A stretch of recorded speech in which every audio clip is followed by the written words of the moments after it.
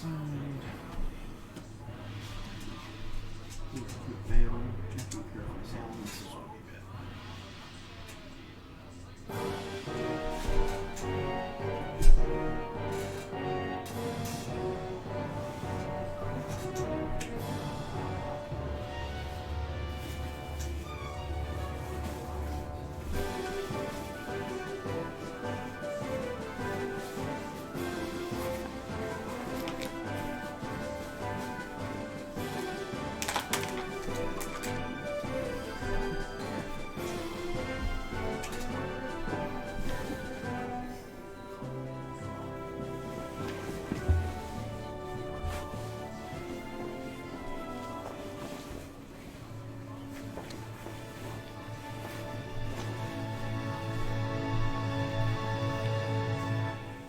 Okay, here we are again. More post-game. I am on a different setup at the moment because we're doing multiplayer things today, and that requires my couch to be streamlined for multiplayer, which is probably why I sound a little bit further away than I usually do today. The microphone has to be farther away from me in order to set it up properly. So we'll see how poorly that works with the game's audio as we go here. Hey Lifeblood, how's it going? Welcome. We'll just watch through the intro like we usually do. I guess I could straighten up. That would help with the whole, being not as loud as usual, so not noticeably different. Okay, that's good. That's good. It's because usually the microphone is on my right side on a table/stand type of a dealie, and it's closer to my face. But today it is on a different stand that is shorter because it's easier to get it in between the two seats of this couch, so that if two people are playing the same game, they can play it. This is how I had it set up originally when we did all those multiplayer playthroughs on my YouTube channel like 8, 9-ish years ago at this point. So,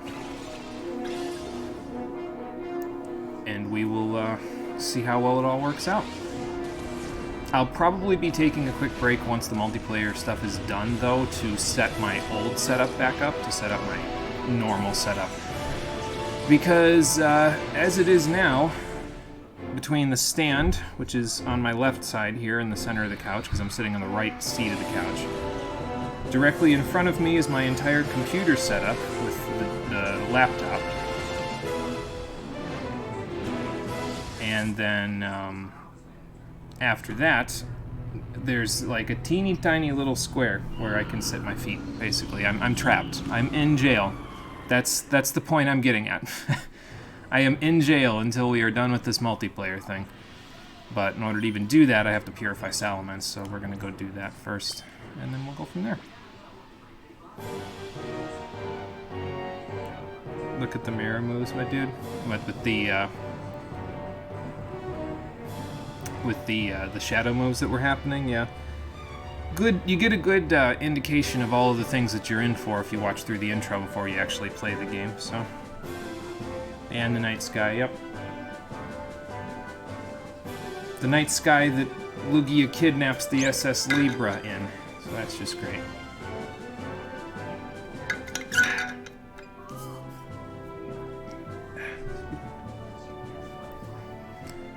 I think we'll actually get started right now because that way I'll be all set and ready to go once Steve is all set and ready to go because he's taking the dog out. And I said, well, by the time you're done, you'll be back in and I'll be just about done purifying everything that I need to purify. Now, I have all 20 of the other, excuse me, sir, shadow Pokemon ready to be purified at the moment, but there's only one that I actually need to purify in order to do this multiplayer battle in. And that is this one, because that's the final member of my team. So we're going to go do that. We're going to teach it some moves. We're going to feed it some steroids, I mean vitamins.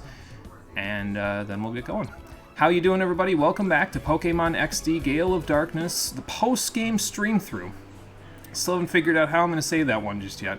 I figured today I'd start off in Agate Village, just like we did in most of the episodes in Coliseum, because this is where the Relic Stone is, and I spent a lot of time purifying stuff in Coliseum at the Relic Stone, so I figured we'd take one, maybe two last trips to this place, to purify a couple of the shadow Pokemon, because we have a total of 20, and we can stick 18 in the purify chamber. So if I purify 2 of them here, that'll take us right up to the maximum number. So let's do this right now. Let's get Salamence all done. You are going to jail. Do not go and do not collect $2,000. I wish it was $2,000 when you pass go. That'd be fantastic. But I'm already in jail. I have like 6 inches of wiggle room in between my feet here. It's ridiculous, but I'll fix it when I get done here. Here's Steve. I'm going to turn the microphone stand so everybody can hear him. Salamence is getting back some moves, so that's good. Oh, that's good. It's getting some good moves, too. Yeah, and it only got 1361 experience points, which is actually pretty good, because that means I don't have to worry about it going over level 50. Yeah, for our battle, because mine are all 50. That would be a little bit of a problem now, wouldn't it? All right, so let's teach it Flamethrower, and then feed it some steroids / vitamins / I already gave some of mine that. Yeah. Mine supplements. So just to get stats up that I didn't like. Right. Okay. Now, let's not mess this up. Let's get rid of Refresh. Your team looks pretty good. Yeah, I actually like this team quite a bit. If Golduck was in it, it would probably be one of my favorite teams that I've made for any of the stream stuff, but Golduck is not in it. My team for Sapphire I really like. Instead, I have the Derp, but that's okay. Quixire's fine too, just I'm not as enthused as it was. How many items are you using? A lot? I bought like almost 20 vitamins, so... Dang. Yeah, so we're going to use all of them. For all on Salamence? All on Salamence. Everybody else is fully EV trained, so these have absolutely no effect. So now we're going to use a few of them. Use all these proteins. It's going to have some good stats. Boy, I hope so. It should. See, because it doesn't, it was at base stats, basically, because I haven't EV trained it at all, because you're better off. Mine, gotten any. I didn't EV train mine, I just leveled them up. Oh, yeah, but I mean, my other 5 Pokemon have gotten all of their EVs done just by going through the regular game, so... Yeah, my 6 did. Yeah, your team is really good. I like my team a lot. Carbos. Yeah, we got some good teams. We'll pit them against each other in just a moment. See what happens. Let me go back to the A-Gate Pokemon Center and switch my moves around first, and then we'll go for it. I don't have to switch my moves around. They're all set and ready to go. Well, that's good. I do not collect from the free parking space. Oh, boy. Yeah, Refresh, it heals Paralyze, Burn, and Poison, so... It wasn't too bad, but I mean, I don't need it in the story mode. I can just use it for the other stuff. It only heals that Pokemon, though. It's not like... Yeah, it's not Heal Bell. Aromatherapy or one of those. Which one does Vileplume get? Aromatherapy. Aromatherapy, that's the one I was thinking of. Because that heals all your Pokemon in your whole team. Yep. Which is good. Hey, Conker, it's going good. How's it going for you there? I have the, by the way, I have my phone, which is where the chat is. It's down below the microphone, so if I sound like I'm talking down, that's why, because I'm looking down at it rather than directly at the mic, which is where I normally have the chat, so... Family stuff's been coming up around this time? Yeah, holidays. I know how that goes, so... It's just that time of year. Okay, let me go back to A-Gate Pokemon Center, and Steve is basically ready. You can get the SP if you want. It's right over there. I'll grab it. I will save. We will soft reset the game. We'll go into Versus mode. I think it's Versus mode. I don't think it's Battle mode, which I have not seen the menu for in 10 straight years, but I'm not sure. We're going to find out in a moment. We'll find out. And then once we're done with the battle, we'll go to the lab. We'll purify. I think I have a bunch of Pokemon set up in the Purify Chamber right now. They're all ready to purify. I did all the walking. It took about an hour yesterday, so it wasn't too bad. So those are all set to go. We'll purify them once we get done with the battle. And then, after that, we'll go do some battle CDs, because we got 48 left to go. Did you soft reset? So I did soft reset, yeah. I was just making sure. Not just holidays, Christmas! Dun dun dun! Yeah, indeed. Absolutely. The big one.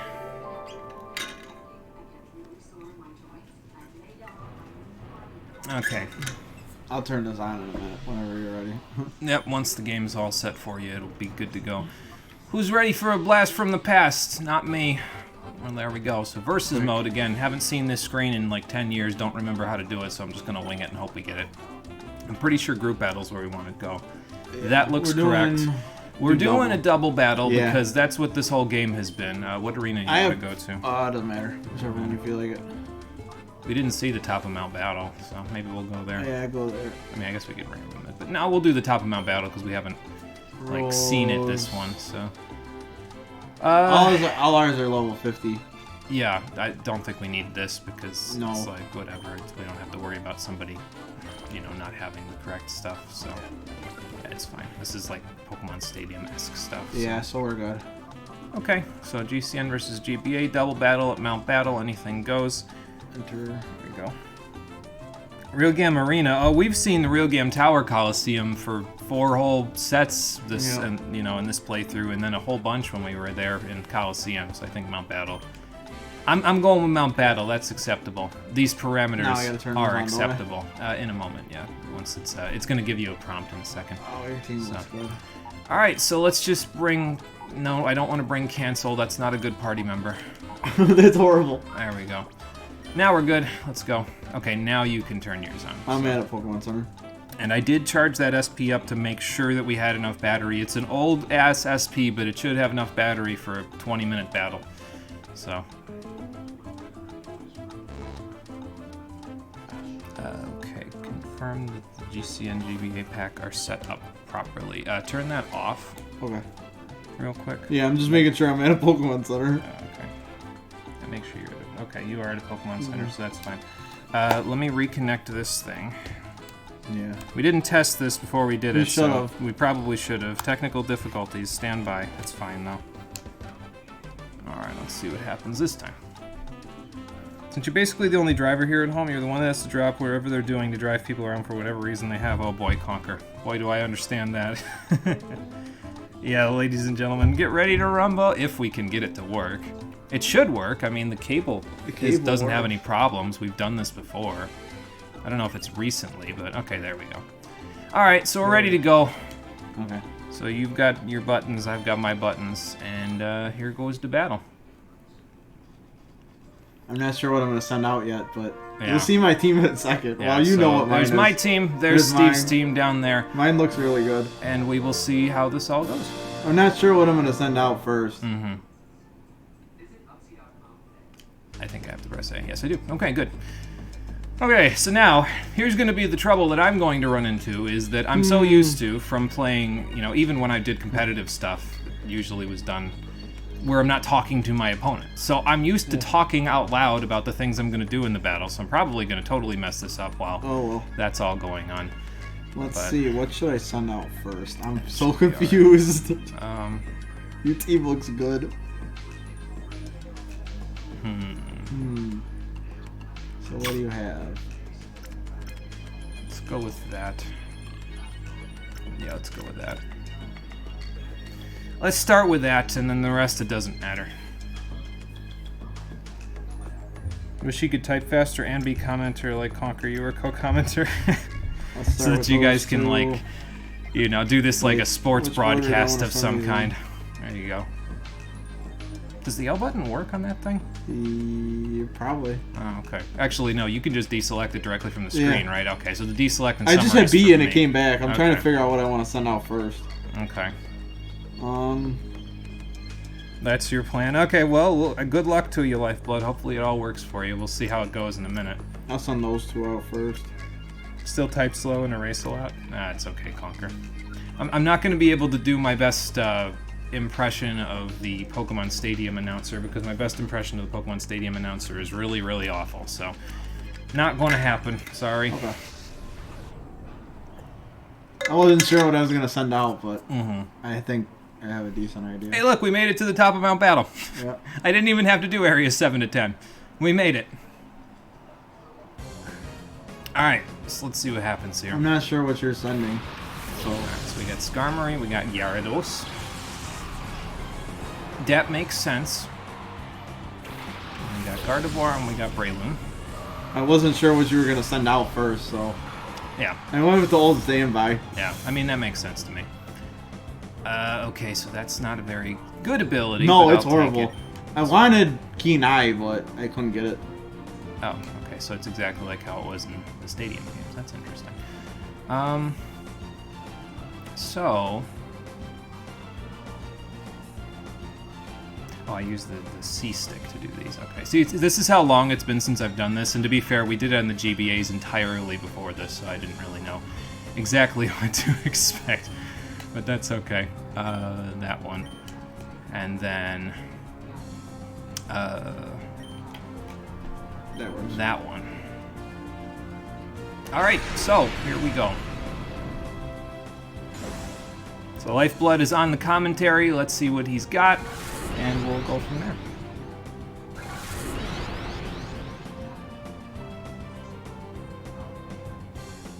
Good, I didn't miss my Leech Seed. Fantastic. Yeah. Because that's got 90% accuracy, so I was a little bit unenthusiastic about that one, but it worked out okay. I could have used Taunt We're to fine. start, but oh well. Yeah. Alright, so now we can do this, and how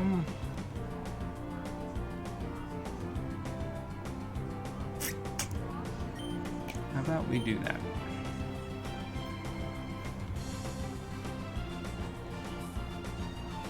Right in my face, Conquer, exactly. That's what I'm saying, but I don't want to say too much because, again, I'm trying not to say what my thought process is here, and it's very difficult. But what can you do, right? Okay, that hurt a little bit. I'm glad I had Reflect You had up. Reflect. I'm glad I had Reflect up because that hurt a little bit. Alright, so anyway. Let's just get that the hell out of here right now. It's probably dead. Yeah. I figured it would be. Let's just get that right the hell out of here right now.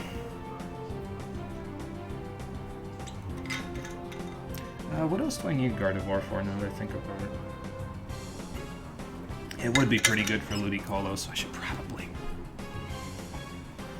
I don't know what I'm going to do here, but... I don't think I want Gardevoir to faint at this point. I think it's probably best that I save it. Because looking at his team, it's probably very solid to have around.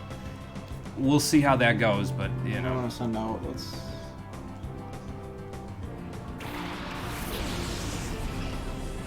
That's true, because I don't have Rapid Spin, so that'll make things a little difficult as we go, but we'll see how it goes.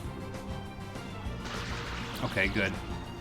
I wasn't sure what was coming in, but I said, you know what, let's just see if we can para it when we go. And, let's see here.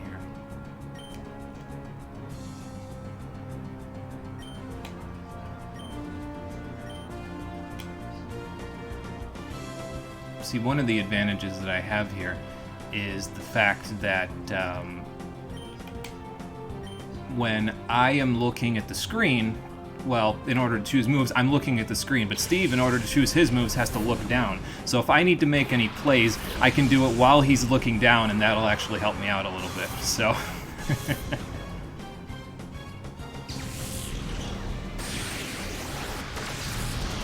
Okay, well, I don't know that that crit was necessary, but I will take it. That hurt a lot.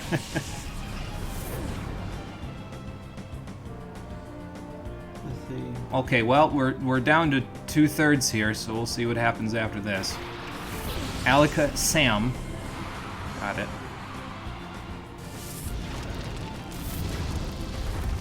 I was going to see if we got any hacks there, but we did not, so that's fine. We might get burned still, which would be unfortunate, but no, it did not happen. Well, I guess I'm not saving this anymore, so, I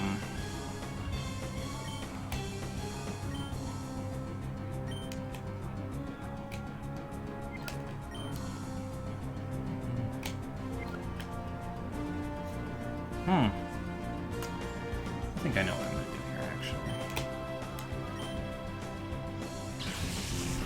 You're right, though. The spikes will start to linger a little bit. Salamence is the only one that's got any immunity to it, so it's going to make things a little tricky when it comes to all of this stuff, but I'll see what I can do. I did not do very much damage. No, because Flareon has, you know, atrociously high special defense. Oh, no. It's like base 110. It's nuts. So, alright, so now we do one of these, and we do one of these. I don't want to send it. Do I want to switch or do I want to...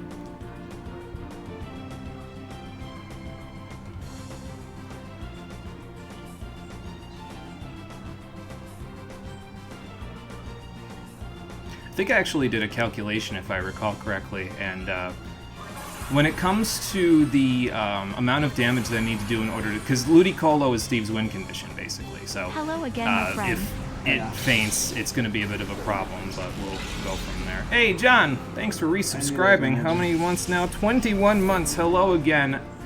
How chromatic are you at this point? I don't actually know, and I'm not sure if I want to switch off of the chat to find out, but you're definitely incredibly chromatic. Thank you, my friend. I appreciate all the constant support. You're fantastic. I love you. Okay, so now, that... I don't know if... Well, okay. Alakazam's defense isn't really that great, so I guess I His defense is horrible. That it KO'd. I wasn't sure if it was going to KO, but, I mean, Flareon has high attack and Alakazam has low defense, so it's probably okay. So here's Steve's win condition. If he loses the Ludicolo, then that could be a bit of a problem for him. But, we'll see. I know that without Gardevoir, it's going to be a little bit more of a problem for me, but I think I'll be okay. So we'll see how it all goes. And just to be sure... There we go. I mean, to be fair, I could use, like, I don't know. I was about... See, that was the thing. I just had to catch myself right there. I hate it. I was about to talk about what I could do in this situation, and I can't do that. No. Alright, Conker, we'll see you in a little bit. We'll be up to battle CDs probably by the time you come back, if you're back before the end. I'm going to try to get as many done today as I can. They take a little strategy, but we'll see how it all goes. So. Alright, so who we faking? We're faking Flareon. That's okay. See now, so he has the Ludicolo, so of course the Rain Dance was on its way, which is, you know, to be expected. It's fine. Yeah, I didn't expect that to do too much, this thing, because to be honest, that thing is damned atrocious. It is, believe me, it's nuts. It's damn near impossible to knock out with a special attack, so, yeah.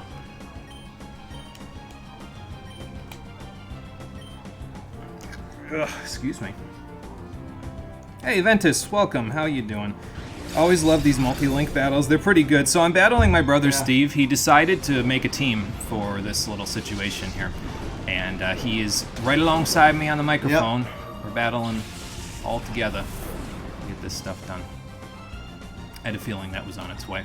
Okay, so we got some spikes to deal with. We got a few other things to deal with. So... You got... I only killed one of your Pokemon so far. Yes, that is true.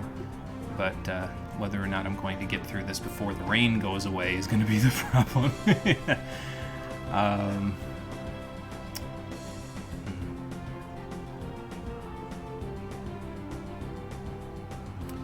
I am going to try... Oh, wait, no, okay, it's fine. I was just thinking of something. Well, maybe it's not fine because of the poison and the spikes, but it's probably okay. It's probably okay. Yeah. I think I'll be okay, but I don't know for sure. We'll find out in a minute. So... It's iffy. My plan is a bit on the iffy side, but we'll see what happens here. So...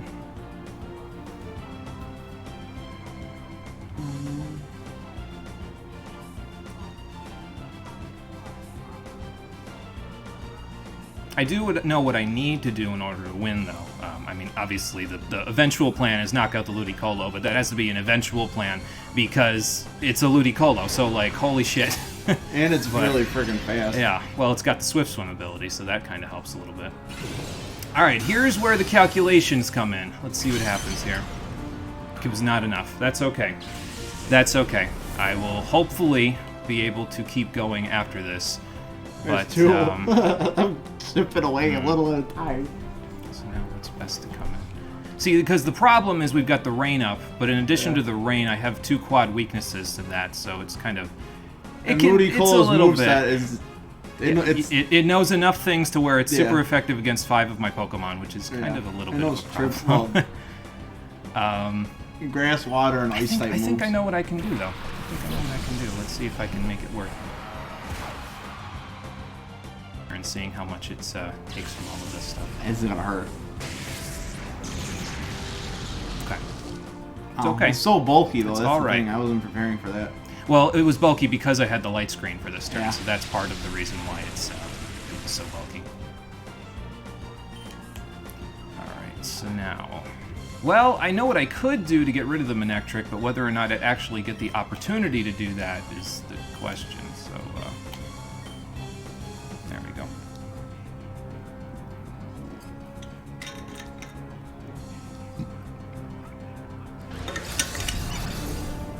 Now watch me stall the rain out.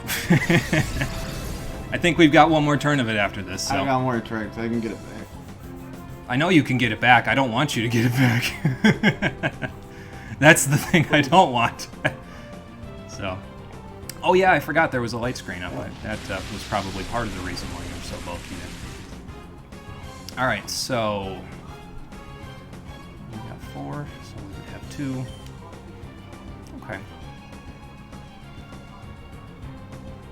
I mean, I'm going to get surfed, and I'm going to get KO'd, no matter what I do here on both of my Pokemon, because the rain is still up, so there's really no choice in the matter. I have to do this, and hope that I get lucky.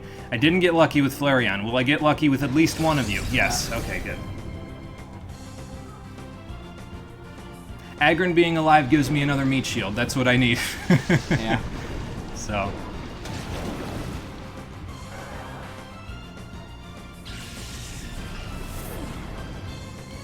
Alright, so now we send in... Did I do my calculations correctly? I think we send in this.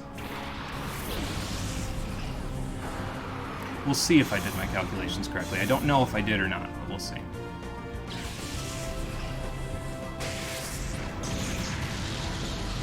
Ow. I knew that was going to hurt. Okay, so that's basically a loss. I have just lost the battle because he's basically going to be able to KO me no matter what now. It's fine. It's not a huge loss, but it's a loss nonetheless because I can't KO the Ludicolo before he KOs me. So that's going to be a GG from me.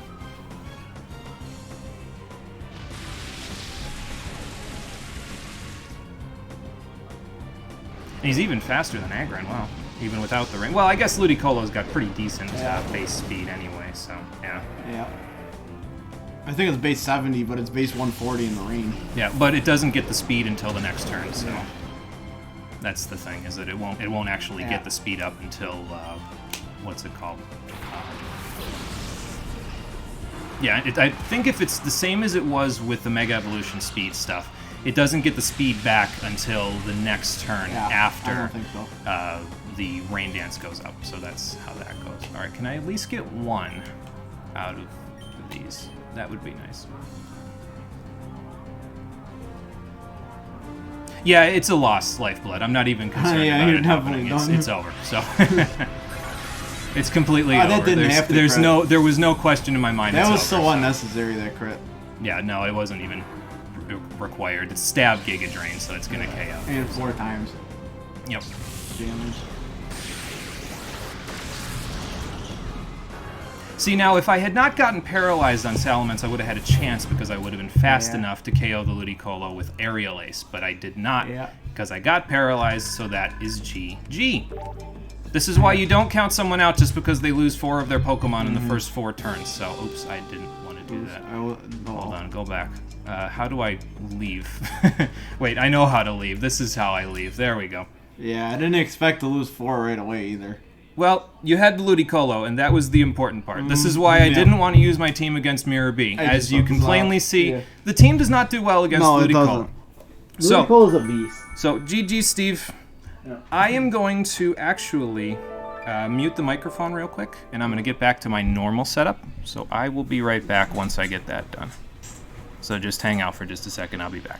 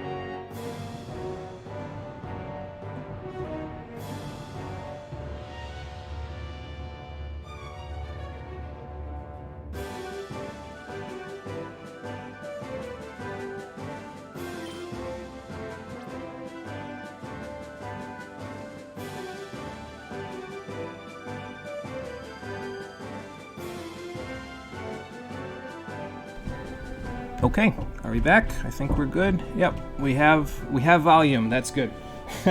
We kind of need that in order to keep going. So, all right.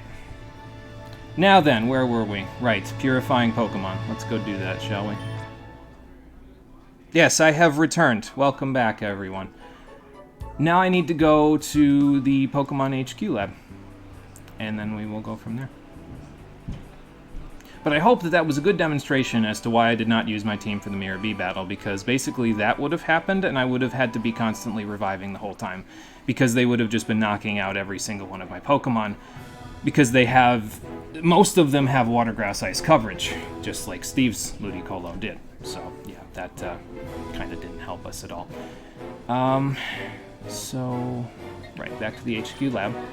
Got to get my bearings now that I'm out of versus mode. I don't have to think competitively. So. And I think, like I said, because what I did was I actually did the walking that I normally do yesterday. I did it yesterday after the stream. It took about an hour, and I think I set up the 9 Pokemon that I want to purify today in here. Excuse me. And then we're going to do the other 10 tomorrow when I finish up, because I don't think we're going to finish the whole thing today. Like, I don't think we can get through all 50 battle CDs, well, 48. And in addition to that, do one panel bingo 3 times, maybe even 4, and check out the little extra couple of things I wanted to do, and do the secret ending. Like, that's way too much to be doing even in 3 hours. So we're gonna chip away at it as we usually do. And we'll start with purifying this Snorlax right here, who is still sleeping despite the fact that his heart is being purified. So that's in character, I suppose. Now, why couldn't you get Earthquake back? That would have been so much nicer. Oh, well.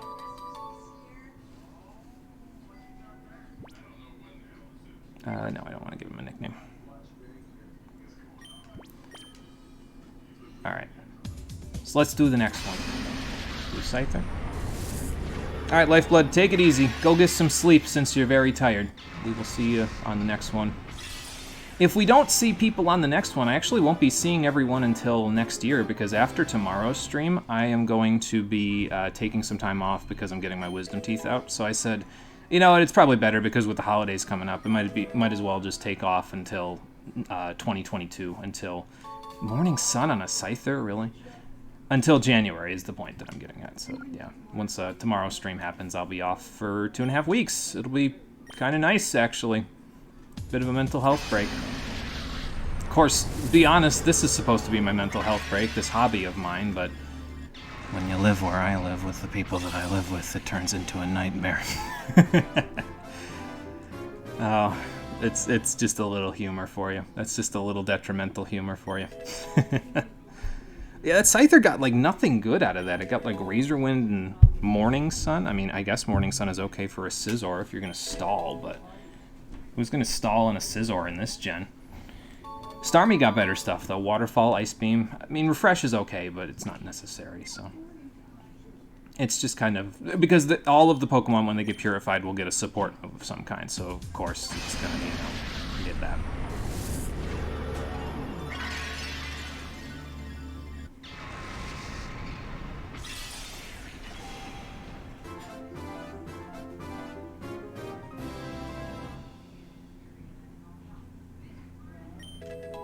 Okay, so Solrock, what are you going to get? Are you going to get similar stuff to what Lunatone got? Well, you got Psychic. I forget if Lunatone got that as well. Baton Pass, I think Lunatone did get that. And then Sunny Day, okay. I mean, that makes sense. It's the sun, so of course it's going to get Sunny Day back.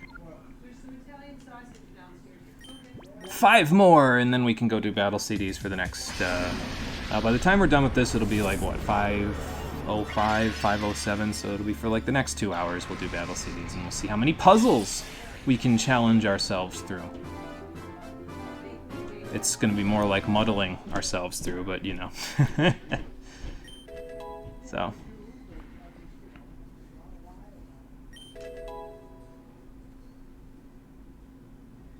Oh, I skipped right through it with Swallow's first move. I didn't see what it was. It was probably Facade, knowing Swallow, unless this is Facade. Okay, so it was probably Aerial Ace then, or Wing Attack or something. No, Sky Attack, that's what it is. I remember now. Because I remember looking at that because I was thinking about using Swellow for my team, so I said, okay, so how do I get Aerial Ace on it? And then I was like, oh, right, it gets it by level up, so you could just use the move reminder to get it. So, yeah, that's how that works. It's funny because every time you watch these Link battles in Coliseum and in Pokemon XD, you feel like you want to battle someone. Like you're itching so much to battle someone to the point where you wish these games could work on the 2DS because you want to battle someone using your strong Sinnoh Pokemon and your Kalos Pokemon. So wish you could transfer them back to Emerald. You can transfer over to Coliseum or XD. Yeah, I think if these games came out a little bit later in the life cycle of Pokemon, I think that like even if they were just in Gen 4, they probably would have had some online capability in some way, and then your dream would be a reality. But yeah, unfortunately, they came out before they really started pushing that online stuff component for it. So, I mean, they did Pokemon Battle Revolution for the Wii like a year after this one. Genius Sonority developed it as well, so, you know, they pretty much, if this game had come out a year later for the Wii, they would have just not even had to worry about separating the two. But, you know. Hey, Marie, how's it going? Welcome. Why is there a stream today? Why didn't I look at the schedule? What's going on here and why am I dumb? Don't worry about it. It's fine. Normally, I don't stream 3 days in a row. I just have to front load the streams this week because of Thursday and because I'm getting my surgery from getting my wisdom teeth out. So, yeah, there's 3 straight streams in a row. So, yeah, that's why there's a stream today. But welcome. How are you doing? We're purifying Pokemon. We purified Salamence earlier, and then I got my ass handed to me by a Ludicolo, so it was pretty good. And now we're purifying, and then we're going to go do battle CDs for 2 hours, so yeah, big oof. It's okay. I am okay with it. I knew that my team could not handle a Ludicolo, and that is why I am okay with it. I mean, what's the worst that could happen? I've already looked dumb on these streams so many times that if I look dumb from getting swept by a Ludicolo, like, who the fuck cares? It's fine. That's the worst that happens today. I'm doing pretty good. Actually, I'll tell you what is the worst that happened today. I missed somebody's birthday in Stardew Valley, and that is a travesty. I'm playing it off the stream for my own personal sake. And if you miss a birthday in Stardew Valley, like if you don't give them a gift on that day, it takes a long time to make up for it. You have to give them a bunch of gifts just to make up for the amount of happiness that the birthday gift would give them. But, you know. So, it's okay, though. It's not really too big of a deal. I'll still be able to get the, I think I should still be able to get the full evaluation at the end of the 2 years. That's usually as far as I play in Stardew Valley, to be honest. It's just up until the first evaluation to see how far I get. Although, from what I understand, there is new content in the game that would allow you to play further than that now. I don't know how long ago it came out, but maybe I'll check it out this time. We'll see. You have a teeth cleaning when I get my wisdom teeth out? Oh, that's fun. Oh, good, Doug Trio got Earthquake back, although I think it gets it by level up, so that helps a little bit. Charm. And Sandstorm. Now, if it got Rock Slide instead of Sandstorm, I mean, I know it's supposed to work with its Sand Veil ability, but if it got Rock Slide instead, it would be one of the only Pokemon that would have that kind of coverage in the game without having to rely on Rock Tomb. And that would be pretty nice, but it doesn't, so... Ludicolo was tanky AF in Gen 3. It didn't help that it was I was trying to KO it through a light screen, and then I got paralyzed on the only Pokemon I had left that could actually do anything to it. But it's okay. I am okay with it. We'll let the box load. Where does Snorlax actually go here? I reorganized the boxes, by the way. See? All nice and neat now, so that's good. You actually kind of messed up a good chunk of this, didn't you? Because you go down here. You go over here, you go here, you go here. Except I think I caught Starmie first, actually, so you actually go over here. There we go. And now we have a bunch of other ones that are ready to be purified, and I think I can... Oh, no, I'm not in the Purify Chamber, so I can stick them in there, and then we can go from there, so... I love my family. So let's do that.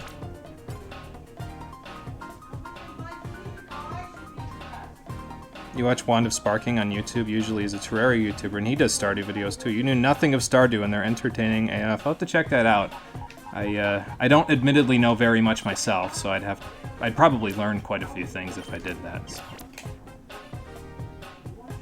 I'm forgetting Dusclops. Dusclops was also tanky in Gen 3, and if I had one, which technically I had a Duskull, here it is right here, I probably would have been able to tank a few things out there, but I didn't have it, so we'll make it work. Can I? No, I cannot. Okay, I was gonna see if I can test the working theory about how the flow bonus works here. Although that kind of shits on it, doesn't it? Because water's good against... No, ice is good against flying, grass is good against water. Maybe it just gives you a chance to have a flow bonus. Maybe it's not like a guarantee. Maybe it's just dependent on specific Pokemon. I don't know. Huh. Here it is again. I'm very confused. Flow bonus confuses me, as you can plainly see. You got an advantage there. There we go. So now we'll put the legendary birds in here, in the order that they were caught, and then we'll probably take... Oh, there's a flow bonus. That's kind of nice. We'll probably take Dragonite to the Relic Stone as the last Shadow Pokemon to purify at the beginning of the next stream. Kind of like what we did with Salamence this time, where we took it to the Relic Stone. Just for the sake of being poetic, I guess. Oh, I get a flow bonus on both of these. I have no idea why either, because none of them are effective against me. And I got nothing.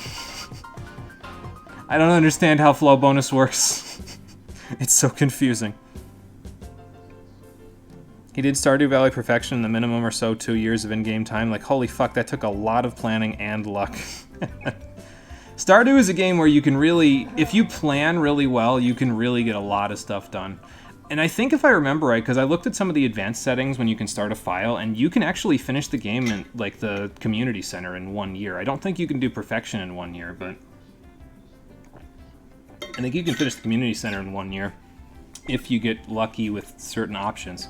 But again, I haven't played enough Stardew to know that. I'm very not experienced with it at all, so I'm not the right person to talk to when it comes to that. Alright, battle CDs, 510, we'll be getting started. We'll do them for 2 hours, we'll see how many we get done with, and then we'll move from there. I have a plan of action in terms of how I'm going to tackle them, actually. Because we have 34 single-sided battle CDs left. And we have 14 double-sided, including side A and side B. So we have 7 double-sided, so 7 times 2 is 14. So I have a plan of action on how I'm going to tackle them so that we handle them in a good order, and we do the one that's supposed to be last. It's a single-sided one, and it's meant to be last, so... Excuse me. We won't be going in order, precisely, but we'll be going in kind of order, so... Flow is dumb, my theory died. Yeah, I think you have a chance, so... It's tough flow bonus. You had a Galaxy Sword during, you think, spring of year 1? Like, fuck your luck. Oh my god. So your Galaxy Sword, isn't that the one that you need the Prismatic Shard for? Because, yeah, if he got that spring of year 1, I don't even know where he got the shard from. He must have been really grinding at the mines if he got that, because you have to get to, like... From my understanding in Stardew, in order to get a Prismatic Shard, you have to get to the bottom of the mines, and there's 120 floors. So you have to get down there, and then after that, I think once you get there, all monsters have a very, very small chance of dropping a Prismatic Shard. I'm not 100% sure about that, but I think that's how it works, but it's like a very rare chance. So, but don't take my word for it, because I haven't done nearly enough Stardew to know what I'm talking about. So, he was in the mines, he got it during the first or second trip. He got it from mining. Oh my god, yeah, I didn't even know that was possible. That's insane. Okay, so, but here's the rest of the list, by the way. Here's the rest of the Shadow Pokemon that we have. The Purify, like I said, I did all the walking yesterday. It took like an hour, so it really wasn't that bad at all. That wasn't even the longest walking session I've had to do between these two games, and I had like 20-something, no, exactly 20 Pokemon to Purify, or maybe it was 18. I don't quite remember. Quite a few left to Purify, and it took just an hour, and that was it. Okay, so here's how this is going to work. So we have 48 battle CDs left to do, 34 single-sided, and 7 double-sided, so 14 CDs, technically, for the double-sided ones. So we're going to do a 4-5, 4-5, 4-5 pattern with the single-sided ones. So we're going to do 4 single-sided, then we'll do 1 whole double-sided CD. Then we'll do 5 single-sided and 1 whole double-sided CD. What this will end up doing is basically, once we get to 31 single-sided CDs done, we'll be done with all of the double-sided battle CDs. And then it'll just leave a couple of legendary battles and the Mew battle, which is meant to be the final one. It's the one we got on City Dark Isle, so we'll go to that one in a little bit. But we got to start somewhere, so I guess we'll start with skill over power. Use the foe's power to your advantage. Let's see what we got here. Okay, Wartortle with Counter and Mirror Coat versus a Drowsy with Strength and Confusion. So usually, like I said last time, the AI will predictably do that. When they have specific moves like that, and you have specific moves like this, I love my family. They keep yelling in the background, that's why I keep saying that. So the Drowsy, basically, on turn 1 it'll use Strength, on turn 2 it'll use Confusion, and it'll just alternate between the two over and over again. So that's how you would Counter and Mirror Coat it. So let's go do that, shall we? Yeah, Purified Chamber is OP. The legendary battles suck. From what I understand, quite a few of them are fairly... I don't know if they're luck-based, but you basically need the battle to not have like any critical hits or any status effects go off, so that should be fun. And probably those are going to be some of the ones that we do later on in the stream after this, so... We'll see how that all goes. This one I think I can control fairly well, though, because Counter and Mirror Coat should be able to take care of this Drowsy without too many problems. Yeah, it's 1000% true. Unlucky crit and you lose. Oh, that's going to be fun. We'll see how long it takes, because I really want to make sure I have that buffer day on Wednesday where I don't have to like do a stream that day, because I need to buy supplies so that I have my actual food that I need, because I have to go on a liquid diet for like the first 3 days, basically, according to what the doctor, the orthodontic surgeon, I keep getting those mixed up, said. I'll basically be on a liquid diet for the first couple of days. And I need to buy supplies to do that, and Wednesday's my day to do that because I want to do it right before, but yeah, so we'll see how much luck comes into play with them. Maybe I'll say, oh, I'll do 3 attempts and then call it, but I'm not going to say that's how it's going to go just yet, because I don't know how many we're going to actually get done with today. I imagine each of these won't take more than about 5 minutes each, at least for the easy ones, so we'll probably get quite a few done today, and then it'll mostly just be the hardest ones for tomorrow's stream. But we'll see how it goes. I'm not real sure about all of it just yet, because I haven't done all of these ever, actually. I've never done all 50 of the battle CDs. I think I did the ones that you got the first time you came here, and then I came back maybe like once, and I did probably like 10 of them total. So... but there's that one. That one was pretty simple.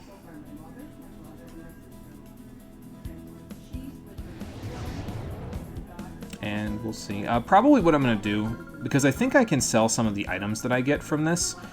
There's another super potion.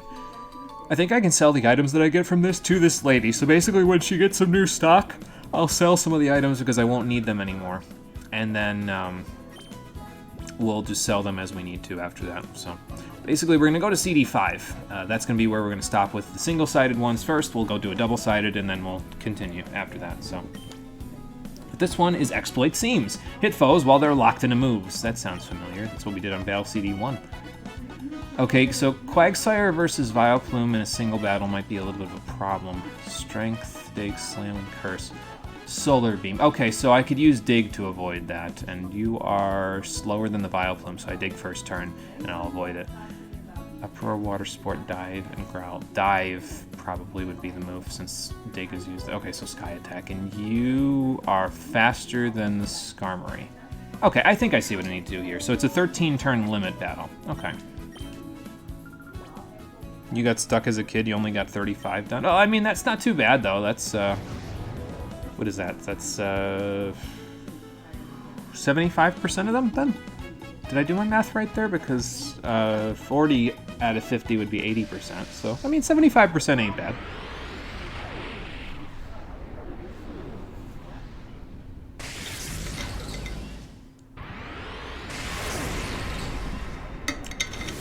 Alright, so now, let's see what Sim Trainer Kupol has for me. Hopefully he doesn't give me any nut milk, because I am not drinking that again. Actually, I didn't drink it the first time either. I gave it to somebody else, so... he's also kind of bastardizing Kupo, so maybe the Moogles will kill him if he loses this battle. If they're the Final Fantasy XIV Moogles, I wouldn't be shocked. Anyway, we gotta make sure we don't get Solar Beam, so get me the fuck out of here. I mean, I could have cursed, but then I would have gotten blasted in the face and this battle would be over. So, let's not do that. Excuse me. Just keep digging, Quagsire. We'll get to China someday. If you dig in the Oasis Pokespot, don't you just end up underwater? I mean, isn't it like an island or something? I mean, I guess an island kind of goes down pretty deep into the ocean anyway. Not that deep, but deep enough. But my impression is that the oasis is basically like a pretty thin... It's almost like a platform, basically. It isn't like attached to the bottom of the lake, but I mean, it probably is. I'm probably just looking at it wrong. Alright, so I don't think that we can handle the Skarmory with Quagsire, so I'm just going to switch out because Ludicolo is faster than Skarmory, so it could just dive and then go from there.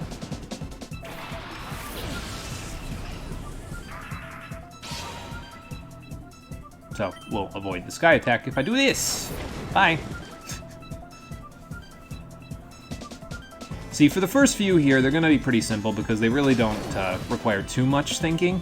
Once we get into like the 2-star difficulties, they'll start getting a little harder, and by the time we get to the 3-star difficulty ones, I'm going to be like probably having to do multiple attempts in order to get them done because it's they're going to require quite a bit of thinking. That's the point. For now, it's pretty brainless, so...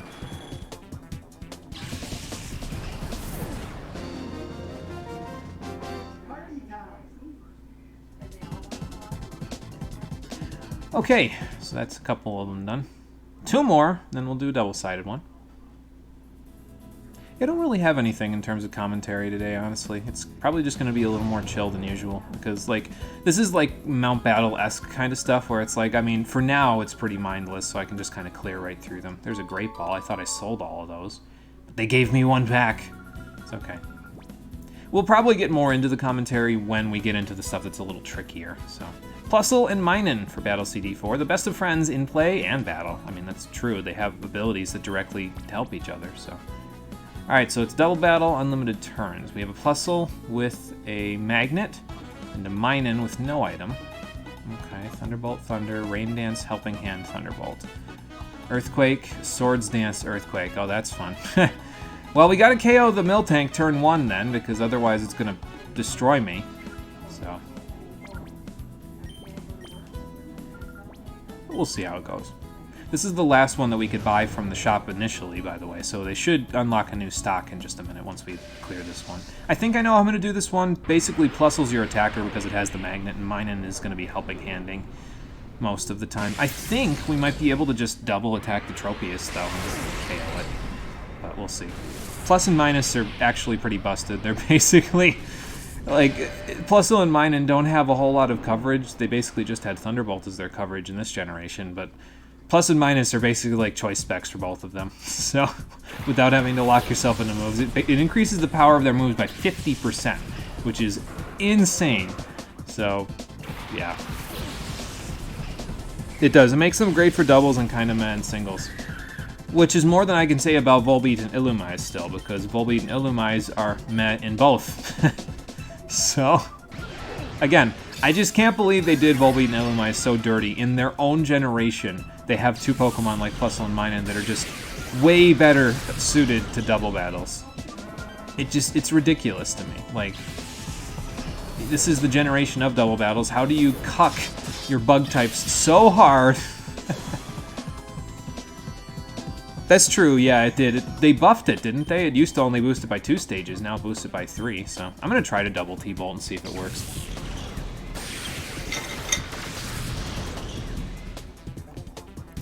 I mean, as long as I'm faster on Minun than the Tropius, I think, yeah, we're okay. Because I should be able to do that now. The Magnet only boosts it by 10%, so it's, I mean, it's something, especially when you're multiplicatively adding up the bonuses, or multiplying the bonuses through with plus, minus, and all that stuff, but... yeah.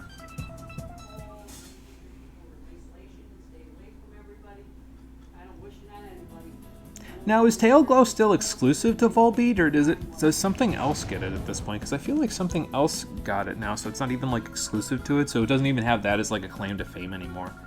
I could be wrong, but I want to say that's what happens. So that's right, Manaphy gets it. Yeah, I forgot about that. Okay, so now that we've cleared Battle CDs 2, 3, and 4, we got access to some new ones. So let's go buy some and see how much they go for, so I can see how badly it will hit my wallet. Okay, they're only 1,000. That's not bad. And then we'll sell off our winnings because I don't need any of them at the moment, and then we'll go from there. Oh, it hatches with it? Wow, that's actually pretty good then. Yeah, not bad at all. Do I need these 14 Hyper Potions? Probably not, and I think I'm going to keep them, and I'll keep that full restore over 10, basically, just in case I need them for, like, the secret ending battle. Because that's the last battle that we're going to be doing that isn't simulated, I think. Is that right? Yeah, because we'll be simulating all the battles for the battle CDs, and we'll be simulating all the battles for the one-panel Battle Bingo. So, basically, we'll be, what's it called? Basically, we only are doing one normal battle after this, and that's the secret ending battle, so. But we'll get there. Get your free Mana Egg, Brilliant Diamond, and Shining Pearl. Okay, you're done plugging. No, I mean, it's a good idea, because that way you know, you get something that's pretty difficult to get from my understanding otherwise, so. Gotta get it before it's too late. So. You never got the secret ending after you had all the Shadow Pokemon, you never fought Greevil again. Yeah, and I don't think they point you to it. I think the only time that they really kind of give you any indication of, hey, you can go back and fight him is, excuse me, if you go back and get Battle CD 46, which is found where his chair was on Citydark Isle, and I don't think too many players necessarily do that, unless they're like doing an 100% or close to file like I'm doing. I'm doing like a 90% playthrough, so. Alright, let's do Battle CD 5. Offense is the greatest defense, but can defense be the greatest offense? Let's find out.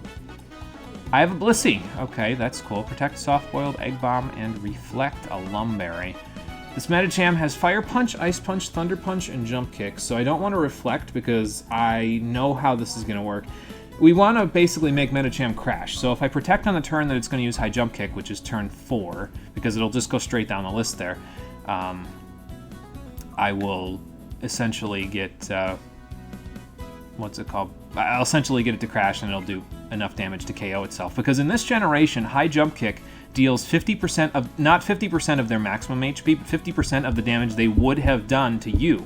So if it crashes and it's hitting a Blissey, it's dead. Because it will deal like 100 and, what have I got, 315 for HP? So it'll deal like 100 and, what is that, 157 damage to itself? Did I do my calcs right there? Rounding down, I think I did that right. It sounds right to me. You're a veteran trainer. You have multiples of everything that came before Meltan or Melmetal. Like you have 5 or 6 Manaphy, something like that. I mean, that's pretty good though. Definitely don't got to worry about needing it, you know. Don't got to worry about the, you know, having to get it before. I mean, you already have the game, so you don't have to worry about getting it anyway, but, you know. That is accurate quick math. Okay, good. So my time in school has not failed me then. Okay, so I'm going to Egg Bomb. I have a Lumberry, so even if I get status, I should be okay as long as I don't get 2 statuses. I'm going to Egg Bomb, Protect, and that should be good. Basically, this is guaranteed now because even if I get paralyzed on the Thunder Punch, it doesn't matter much because, well, I'll just Lumberry it. Alright, Egg Bomb again. I could Soft-Boiled even, but, you know, whatever. It's fine. The damage that we're doing is negligible. It's not the point. The point is we just need to do this, and that's the end of the battle. So.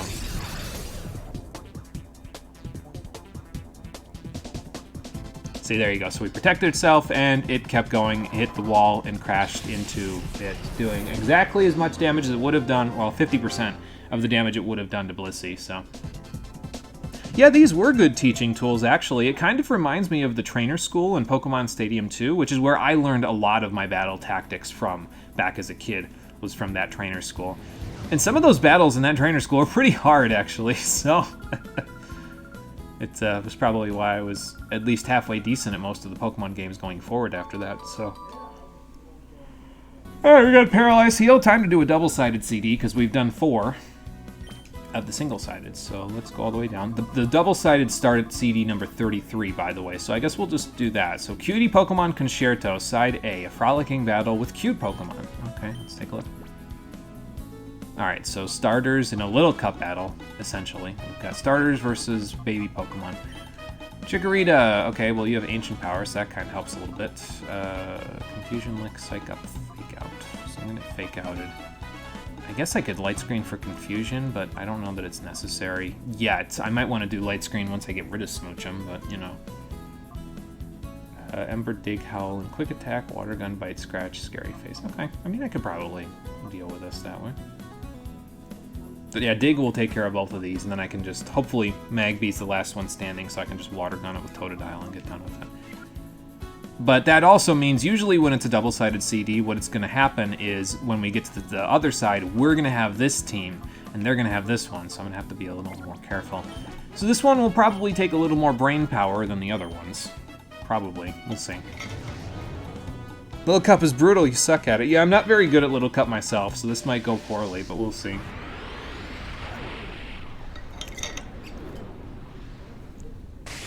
I think if I remember right, though, there were some funky things with Little Cup in Stadium 2, which was the only reason why I was able to actually do it, because, like, you could use some pretty powerful Pokemon in Stadium 2 Little Cup, if I remember right. Like, I distinctly remember Ghastly, although that's not really that absurd. Was Scyther usable in Stadium 2 Little Cup? I forget. I don't think it's usable anymore. I mean, it might be, but I'd be kind of unenthusiastic if it was. Because that's a pretty strong Pokemon to be sticking in Little Cup, so. Of course, Little Cup rules at the moment are based on what Smogon says, so. Hell, if you're doing your own Little Cup, it doesn't matter. Just do whatever you want, right? Ow, that actually hurt a little bit. Let's hope this KOs. I mean, it's a Chikorita, so it probably won't, but, you know. Yeah, I didn't think so. That's okay. Ooh, I got my health back. Okay, well, now we're okay, because that should make things a lot easier to deal with. As long as I don't get confused. Little Cup is literally the Spartan baby pit. You get mauled in Little Cup battles. They definitely get a little bit crazy at times. You wouldn't expect it for such low-level Pokemon, but yeah. When you don't have so much HP, things get pretty hectic pretty quick. So, you chose UU as your tier of choice for a reason. Yeah, I mean, fair enough. I'm going to try to light screen, although Rolling Kick isn't really going to care about light screen. I might not even live it. Okay, that's fine. Oh, I flinched. Oh no, my light screen. I don't think Chikorita is necessary for this guy. I think once we get to Cyndaquil, we can just have it go. And as long as I don't flinch, we should be okay, because I can just dig a couple of times, and we should be okay. Keyword is should. We'll see. I mean, I could Howl as well, but I'm slower than the Elekid, so I don't want to, like, mess around. I feel like that would be a bad idea. I could also get paralyzed as well, so that could be a bit of a problem. But yeah, so we gotta get 2 digs off, which is fine. I don't think Quick Attack will KO from there, because Dig is 80, 160, and Quick Attack is 40, so yeah, that wouldn't KO. Alright.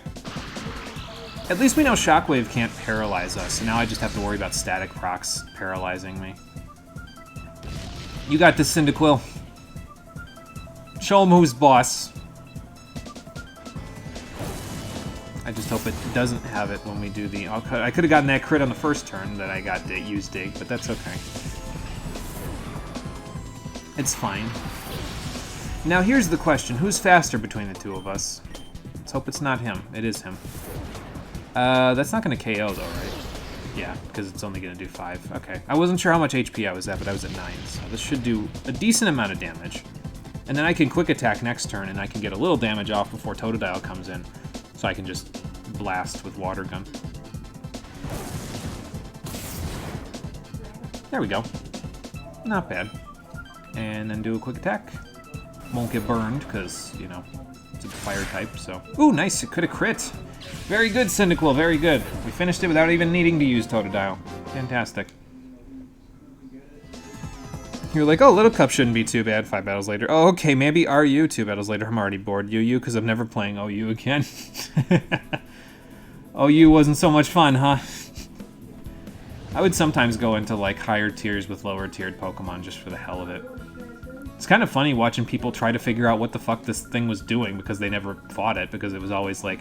When you go into OU, they would always fight, like, the same 25 Pokemon, so you'd bring in something from, like, RU or NU, and they'd be like, what the fuck is that? What does it even do? there'd be like a pause because they'd look at Smogon to see what Smogon says that Pokemon does, and then my set would be completely different from what Smogon says, and they'd be like, how does that even work?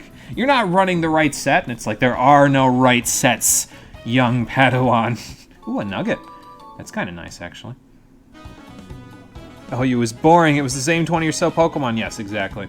So we had the same problem with it, and that was the same problem that I had with Sword and Shield's online competitive, because it was also the same 20 Pokemon. So, yeah, so this is how the double-sided CDs work, is that CD 33 has an A side, that's one we cleared. You get the B side, so now it switches the order of the Pokemon. So now you've got Smoochum, Elekid, and Magby for yourself, and we gotta fight Chikorita, Cyndaquil, and Totodile. So let's see if we can do that, shall we? So yeah, it'll only show up on the list once you've done the other one. So, I mean, I guess this one isn't too bad of an introduction by comparison to, you know, the other stuff. So is Chikorita gonna light screen? I mean, it's possible that it could light screen, but I might want to fake out and go from there. Because really, Smoochum's only useful against Chikorita, and it doesn't even have an ice move for that purpose. So beyond that, yeah, Magby's not really useful against anything other than Chikorita either. So I might actually want to switch Magby in to fight the Chikorita. Excuse me, fight Chikorita, but I've got to worry about Ancient Power, so I guess there's that. Oh, Elekid has Protect. Okay, that's perfect, because that actually helps out with Dig anyway. So I guess I could just do this the normal way, and then I can just Protect when Cyndaquil uses Dig, and I should be able to outlast them. So. Hey, why aren't you using Snorlax? Why the fuck are you using Stoutland? Why is half my team dead? Because, young AF trainer, you are not prepared for Stoutland, but you are prepared for Snorlax, so that makes this an easy choice. Yeah, exactly. Because why would I use Pokemon that you're prepared for? Why wouldn't I mix it up to make you squirm? Sorry, I get a little vindictive when it comes to competitive Pokemon battling.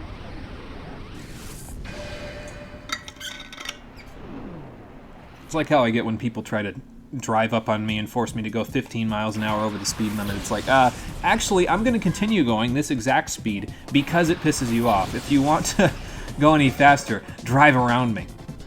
Take your own life into your hands. That actually makes it sound kind of dark now that I think about it. So.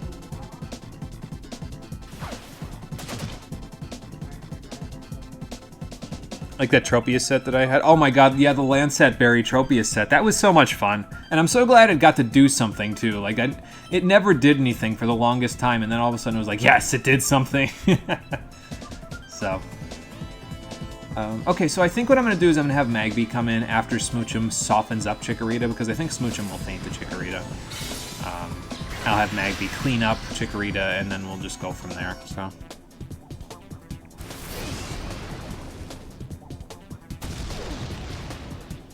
Ow. You know, incidentally, though, I could probably just have Smoochum faint here, because I won't activate Chikorita's Citrus Berry at 10 HP. So that would actually help me out a little bit. So if I have Smoochum faint, and then I send in Magby, and I do an Ember on it, I will probably KO. Maybe.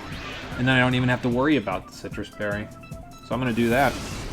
You get unlimited turns for most of these double-sided battles, so it should work okay. Lose that easily, or lose a Pokemon. Yeah, it was funny when it did something, because all of a sudden it was like, oh my god, I just KO'd 2 Pokemon with a stupid Lancet Berry Tropius. It's like, holy shit, this has never done anything for me, because I can never get it off. And the reason why I could never get it to work was because everybody just kept knocking off my berry, and then Harvest. I don't think it works once you get knocked off. So, well, that worked. There we go. See, this is why it's nice knowing what the opponent's items are when you look at the preview, so then you can kind of play around them by doing what I just did there, so. Alright, so Magby is faster than the Cyndaquil, we know that much. I guess I could just double team when he digs. See if I get lucky with a miss. I'll just Seismic Toss in the meantime. Hell, I'd probably do the exact same amount with Ember, but, you know. Oh, good. Howl. Fantastic. Watching that, you literally said, what the fuck is going on? I don't use Nature Power. How the fuck does it work? Yeah, I did a little bit of research that time, as it turns out. One of the only times I've done a significant amount of research on how moves work in competitive Pokemon. Usually I'm just like, oh, what the fuck, I'll just do whatever. But not that time. That time I was like, ooh, this is kind of a cool move. It works pretty well with Harvest, too. Let's see what I can get for Tropius. And then it was like, oh, Lansat Berry. Yes, perfect. I could have used the Ganlon Berry as well. I think they even mentioned that in the video. Because a Ganlon Berry, you would have grass and ice coverage, which is pretty good coverage. But the Ganlon Berry didn't increase my crit rate, and I was like, well, I'm using Leaf Blade anyway, which has a high crit ratio, so let's use Lansat Berry because it increases my crit rate, and that should be pretty good. Alright, so let's Shockwave and see if this KOs. I mean, it's Stab, so it might. Yeah, it does. Okay, good. Good. So now we just gotta worry about Totodile, and I should be able to handle a Totodile with an electric type. I mean, I don't think he's gonna be faster than me, so... I mean, I could even Light Screen, I guess, to guarantee it, but I think 2 Shockwaves should do it. So. I'm actually surprised. I figured once it was rolling down that quickly, I figured, oh no, it'll just KO it, but no, it does not quite. It's okay, though. You did good, Elekid, you did good. This lady shouldn't have gotten rid of you. You were the win condition for this CD. Competitive is fun on Milotic. Too bad no one uses it. Yeah, I know. Switch into a sticky web and it's like, well, goodbye. I think the only problem, though, with Milotic's competitive is that it doesn't really get significantly good coverage moves. Like, I mean, I guess it gets Water, Ice, Normal, and I think it might even get Dragon, but that's about it. Like, it hits neutrally on a lot of things, but that doesn't mean it's guaranteed to KO, you know? So, I'm not saying it's bad. I would still use competitive Milotic over Marvel Scale Milotic in 9 cases out of 10, but it's, it would probably punch holes in teams, so... There's another nugget, wow. That's a lot. It is, it's nice to just hit hard, yeah. Beat Stick Snack, Big Snick. Basically just bringing Gloria back from Final Fantasy Legend 3. Why did I open my Pokemon menu? I don't need them right now. They're just here to look pretty. I should sell those nuggets, actually. Let me do that, actually, before we go to the next part, just to... We'll get rid of our rewards every time we're going to switch over, basically, between single and double. Sided. So, get rid of this Paralyze Heal. Get rid of these nuggets. 10 grand is mine! I could buy more vitamins for Salamence. Could probably use a few more Carbos, to be honest. Its speed is okay, but it actually... Oh, I didn't actually show that, I don't think, because I was so busy trying to make sure we got the battle done early, so I wasn't wasting Steve's time. It has a relaxed nature, so it has plus defense but minus speed, which, as it turns out, helped me exactly not at all in the battle that I had with Steve, but that's okay. Alright, back to single-sided. We'll do 5 of them this time, and then we'll do another double-sided. I still can't believe we got the Metronome one done in one go. That's ridiculous to me. Like, I didn't expect that at all. So... Alright, Battle CD6. Dreams come true. Wishes make dreams become reality. Let's check it out. Oh, I forgot to mention, we are still at the mercy of trees today, by the way. We don't have to worry about a Christmas tree today, but the power company still hasn't come out to fix the tree branch that's on the power line down the street. They did do something today. They put 2 traffic cones around it. Because that's going to help whoever wants to decide to come through there. No one can even get down the street because the tree branch is sprawled out on the street so badly that there is literally no room to take a car through the street. Unless you go on someone's lawn, which you probably can't do. I'm pretty sure people wouldn't be very happy with that. But, alright, we got a Primeape against a Sneasel, a Pikachu, and a Snorlax, so that's a little iffy. Reflect, counter, Icy Wind, Faint Attack. I mean, I don't think counter's going to work very well because I don't think I live a... Okay, it's Brick Breaking. Yeah, I don't think I live a Brick Break. Well, Wish is in the description, so I definitely have to use Wish with Pikachu. So probably... Let's see. 195... Okay, so what this is telling me, basically, is it wants me to use Icy Wind first to make it so Pikachu's faster than Primeape, because Pikachu has 95 speed, Primeape has 100. If I use Icy Wind and I hit...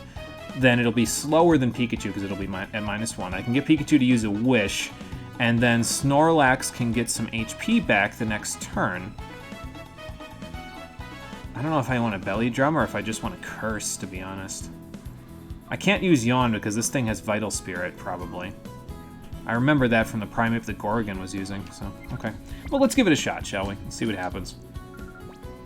Yeah, that does nothing. What the fuck? I know. That's the kind of work ethic that the city that I live in has. Whereas other cities would have that stuff done in like a day or two, My city, it takes them 5 or 6 days to do things that would normally take 1 or 2. Like, they'll have a road project to do over the course of the summer, and it'll take them the whole summer to do one little small stretch of road. Case in point, there was a bridge on a road that leads to Cole's workplace, and it's a 50-foot stretch of bridge. It goes over a teeny tiny little creek. But this is the only road for 1 mile to your left, 1 mile to your right, because on your right side you have an airport, and on your left side you have a bunch of farmland. So if you need to go detour around this bridge, you need to go all the way to the left a mile to get to the next road, and then go all the way up and all the way down to come back, which I had to do many times because I had to take Cole to work when this bridge was out because they were fixing something on it. Or you had to go all the way down to the airport, around the airport, and come back. So, of course, because absolutely, why wouldn't this happen? It took them an entire 3 months to get this little 50-foot stretch of road done. It's like, excuse me, why are you so slow? What is wrong with you? Like, what is taking you so long to get the... It's a 50-foot stretch of road. I wouldn't think it's that hard to pave over. I mean, I don't know the situation. There could have been a huge problem that the bridge was masking that they didn't know, but... you know, they didn't know about it before, but... like, come on. Alright, I'm done talking shit about my city. I'm just gonna get earthquaked and completely rocked by this Primeape. So... Goodbye, Pikachu, but you got a Wish off, which, as it turns out in this gen, is pretty good because in later generations, Wish restores 50% of the HP that the Pokemon that used it had to the one that receives it. In this generation, it just restores a flat 50% of HP, so Snorlax will get back, like, 110 HP. So... Now, do I Belly Drum here? I don't know that I do, because I'll still get Brick Breaked before I get Wished, so I think I'm just gonna Curse and see what happens. Ow. Okay, well, I mean, if I curse a couple of times, I think I can survive long enough to do a Shadow Ball and KO it, so. But yeah, see, there you go. So Pikachu gave me back exactly 110 of my HP.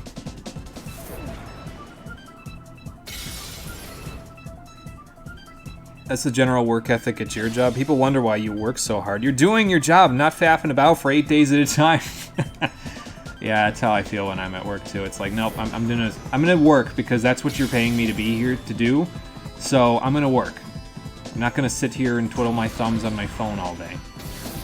So. Alright, well that wasn't too bad. We survived on 6. Thankfully no critical hits happened, so that's good. Hopefully we keep that luck. And just knock to make sure. I don't know if that works though. I don't know if knocking on wood, like, if it's a good statement and you want it to stay good, you knock on wood and it stays good. I think it's just if it's a bad statement, you knock on wood to try to make it not happen. So I think I might have just jinxed myself, but oh well. What can you do, right? Alright, there's an Ice Heal. I don't know why you would want to give me that for that Battle CD. That doesn't even seem like it would be remotely worthwhile or appropriate for what I just did, but oh well. These little rewards aren't really that great anyway. They're just kind of there as like a little bonus to be like, hey, you did it, here, have a reward. So... Alright, Battle CD7, Machamp's Macho Romp. We're getting into the difficulty 2-star ones, so the stronger the foe, the hotter it gets. Let's see what we got here. That's a level 50 Aggron. Brick Break, Earthquake, Foresight, Swords, Dance. So is Brick Break stronger than Earthquake at this point? Earthquake would do 100, 200. It's 4 times effective. I needed to use Swords Dance a couple of times, evidently. But Brick Break gets Stab, and it's base 75, which would bring it to 112 and a half, 112, rounding down. So it would be stronger because it's 224 and then 448. Okay. I can math, I think. So basically we want a Swords Dance and then Brick Break, although I didn't look at what Aggron's moves are, so I guess I'll just hope that I do it, and if I don't do it, then we'll just, you know, go from there. So... Now, if you fail a Battle CD, they actually give you a little bit of a hint. Like, basically, they'll ask you if you want to try again or if you want some advice for the CD. So if you click on the Get Advice part, though, it's not usually like a completely, here's what you do exactly this and you'll win type of dealie, but they'll kind of vaguely point you in the right direction. So, we'll see that later on when I start actually failing these Battle CDs, so...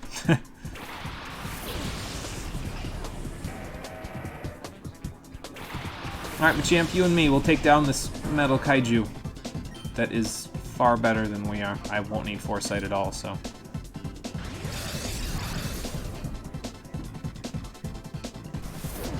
So probably it's going to use like Protect and then something else and then Protect and then it'll probably KO me after that. So. I don't know, I kind of want to, well, no, it's Swords Dance again. I like vaguely saw what its moveset was and I think, yeah, it had counter. Okay. So. Was the other one Dig? I think the other one, that's why you use Earthquake, because it has Dig, I think. Okay, let me try that. Yeah, okay, so it has Digs. Now, Earthquake does double damage to things underground, so with +4, this should KO. Even with Hagrid's 180 defense, it's still 4 times effective, so. Perfect. That was easy, even though I wasn't really paying attention. So, good job, Machamp.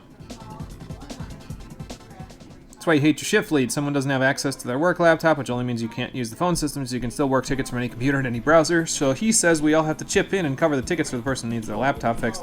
Check the first ticket from that idiot you check, and they haven't worked at all in 8 days. Complain to your shift lead. He defends that shit, but that person isn't with us anymore, so I guess you're right to be upset. Oh, there's a character limit on Twitch messages? I didn't know that. That's interesting. But yeah, I mean, I guess if the person was kind of shirking their work, they would eventually figure it out, so. Don't know why they defend that, but well, apparently they figured out that they were in the wrong eventually anyway, so. Alright, so let's keep going. So we're going to get to battles. We did up to battle CD5, so 6, 7, 8, 9, 10, and then we'll do another double-sided one, so we'll see how that goes. Zangoose versus Cradily. Taking the battle to a defense-only foe. Oh, this is going to be fantastic. Slash, Swords Dance, Rock Smash, Flamethrower. Okay. Ingrained Barrier, Recover, and Acid. That's disgusting. Well, I think, judging by my item, that we're going to want to get a crit. So we're going to want to get up to +6 on Swords Dance and then just slash away. And if we get a crit, we'll probably knock it out, even though it's not very effective because it's +6. And it's a Zangoose and I get stabbed, so. Yeah, let's just get the +6 and then blast it and hope that we don't get KO'd by Acid before we KO it.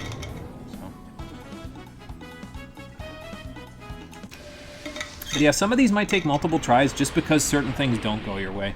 Like, in this case, it's explicitly based on a factor of, are you going to get a crit? Which, I mean, you have an increased chance of it happening because you have a scope lens and you have a, what's it called?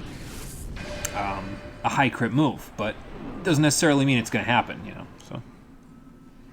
Your shift lead's an apologist. He has had an excuse for everything anyone has done, yet everyone you've called out isn't with us anymore. So yeah, maybe he brings complaints to corporate and they're like, yeah, this shit can't fly. I don't know. Still doesn't make any sense that he's apologizing for and defending their behavior, but whatever. People work in different ways. I don't necessarily have to agree with them. I guess if it works for them, whatever, but I don't know the situation, so that's why I don't want to be too judgmental. Alright, so he's barriering up, that's fine. We'll get ourselves to +6 first before I start slashing away.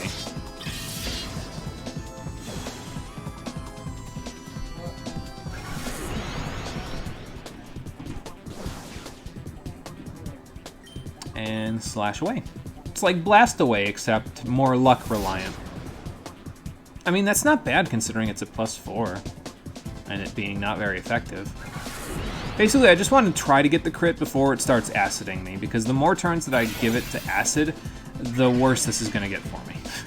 Oh, and it has leftovers too, along with Ingrain. Yeah, we definitely need a crit to win this one.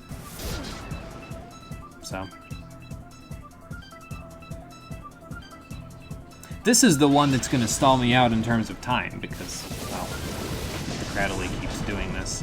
Okay, so I can take, like, 5 of those, maybe? I took 25. So, yeah, I can take a total of 5. So we got about 4 turns, so I guess it's not too bad. It's like, okay, the battle will end on turn 10 no matter what you do, because you're going to get acid spewed. So, yeah, luck-based battle CD, luck-based battle CD. Run for the hills! It is a good indication that you shouldn't give up, though, because, hell, you could end up on, like, 1 HP here and then suddenly get the crit, because all you need is 1 crit, and then that's it, so... Now, why they would turn that into a Battle CD, I don't know. That seems like a bit of a stretch in terms of design choice, but hey, whatever. I'm not the one making the game, so...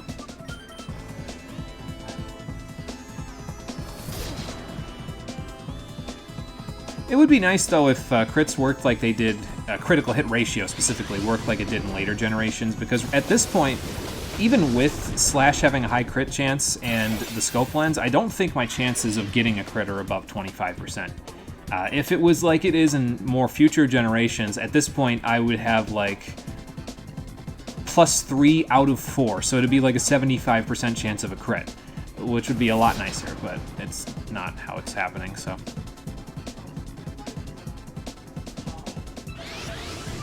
But yeah, what I might do then, because I'm not exactly sure about how much time it's going to take for this stuff, but if these take too long, I might do just 3 attempts, and if I don't get them, then I'll do them off-screen, but we'll see how long it takes. I don't want to spend too much time doing these. There's the crit. See, again, that's why reverse psychology works, right? Is you say, oh, well, maybe I'll just call it quits, and then the game is just like, okay, here you go. So, win on 2, exactly. It's almost as good as winning on 1.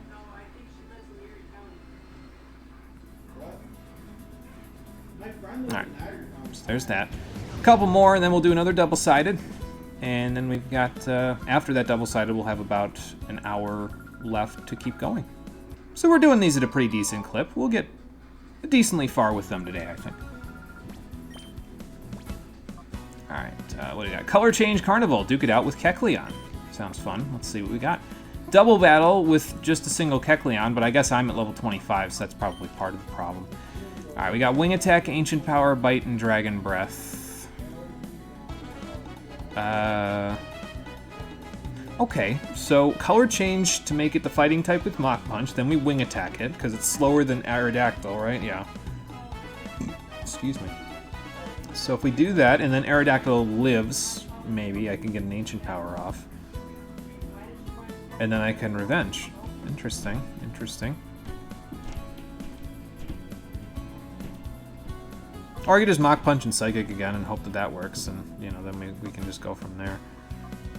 And then I can Crunch and Vital Throw. You got a bunch of options in this battle, so this one's actually kind of fun because it lets you kind of freeform it a little bit. I mean, there is a sequence that's probably like the most optimal sequence to do this, but still, it's a little more freeform because they give you a bunch of options to mess around with. I like that. I like when they give you a whole bunch of options to mess around with.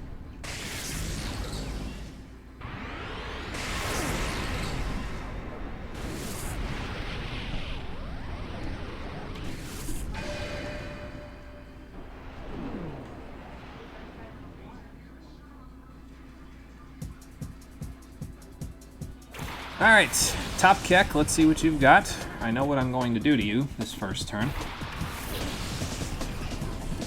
It should work okay, I think. Alright, so we're going to do a Wing Attack, you do a Mach Punch.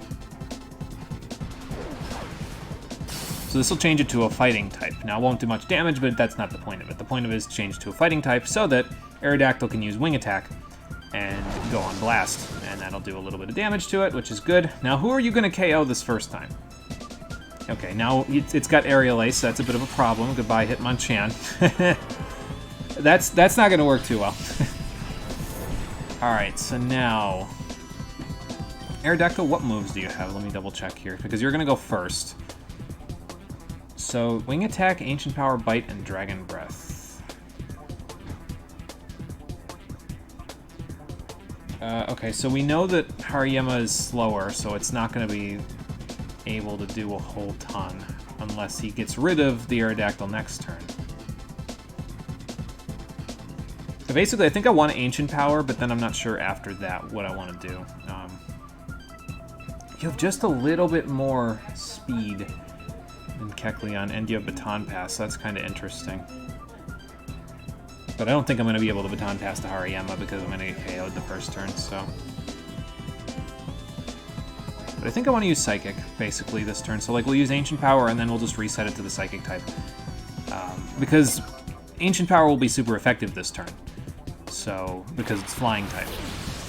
And then we'll just reset it with Psychic, and then if Aerodactyl lives, it can use Bite to do a little bit more damage, and hopefully that should work okay for us. We'll see. I don't want to use Crunch, though, because then Psychic won't do anything, so... Yeah, some of these are a little tricky. You really got to think about what you're doing before you do it, so... I don't want to have Hariyama out, by the way, because Vital Throw won't necessarily...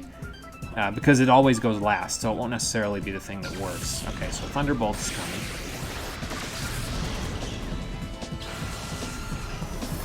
That's fine.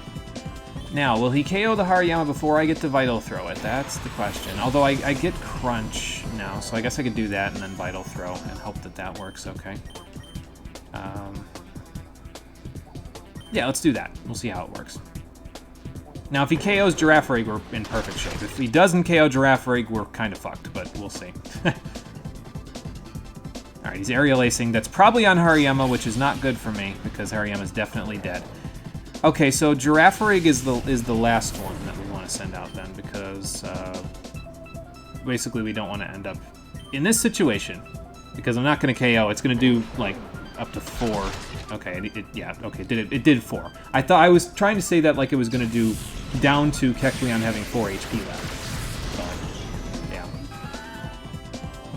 Crunch and then Arm Thrust or Vital Throw. That's what I was thinking, but Hariyama is slower than Kecleon, so Kecleon will KO it no matter what, which is a little unfortunate. That also means that the revenge strat that I was planning with Hitmonchan wouldn't work either. So. Alright, well, let's get some advice. They'll give you some advice after the fact, so then you can kind of figure it out. Yeah, I know that. That's literally how Kecleon works. I'm well aware. So. So maybe then we can send in Hariyama second to keep baiting Aerial Ace.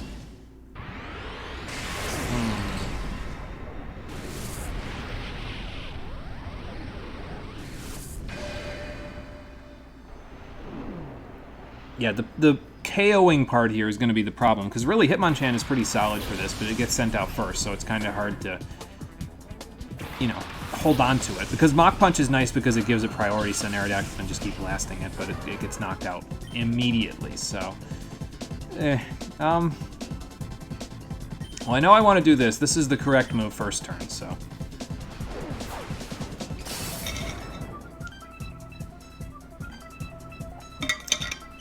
But then we give it the flying type and it gets Aerial Ace, so that's not really great.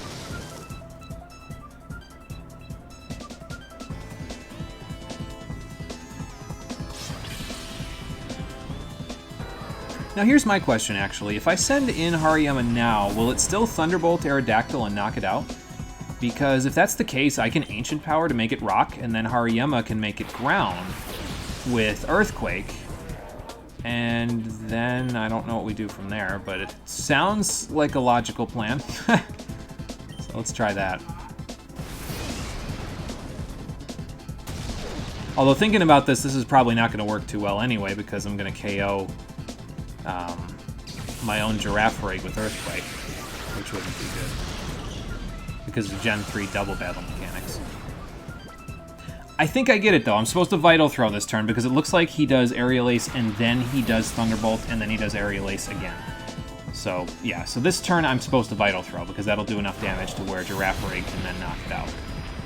So, I mean, it might still be salvageable, because Girafarig didn't faint, so... And Girafarig is faster at the moment, so that might help a little bit with this. Do that, and then... Well, assuming that I survive... Vital Throw won't do much, but it's probably okay. I don't know what he's going to hit here, but okay, it worked. That's fine. But yeah, probably your best bet then would have been to a Vital Thrown on the second turn, rather than Earthquaking your own Pokemon, but... Hey, if it works, right?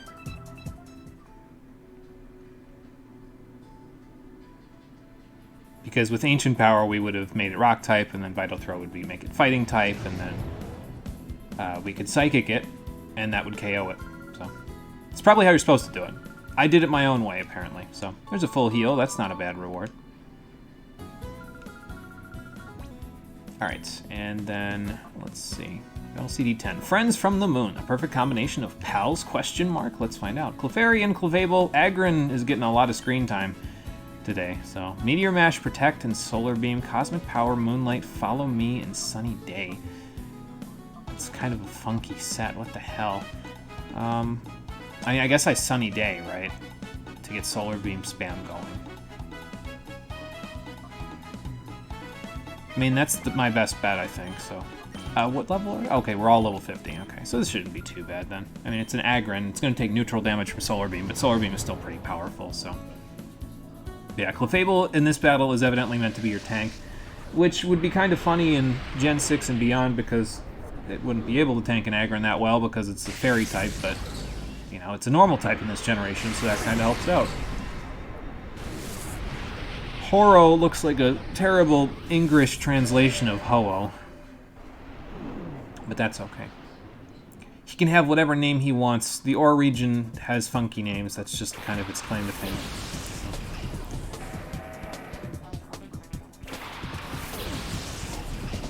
Alright, Clefairy, Clefable, let's do this. Let's see what we got. Alright, so definitely we protect the first turn to get the sun up. And then after that we follow me, and spam Solar Beam, and then I guess on turns when Clefable needs to survive a little better, I guess those are the turns where I protect again, and then I use Moonlight. I would assume that Agron is programmed to primarily target Clefairy, maybe even only target Clefairy, which would be kind of nice. So, let's see how much an Iron Tail does to me. Probably a lot, but, you know. Yeah, ow. Now how much does Solar Beam do to an Agron? That's the question. Okay, I mean, that's not too bad. So that's turn 2 of Sun. If I heal this turn, that'll be turn 3 of Sun.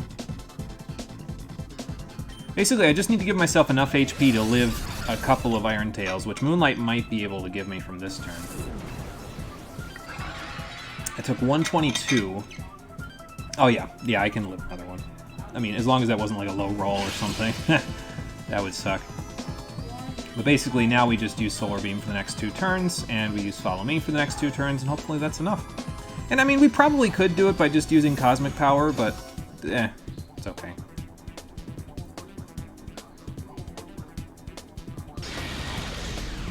And Agron even missed its Iron Tail, so that's actually really helpful, because now we can just go from there.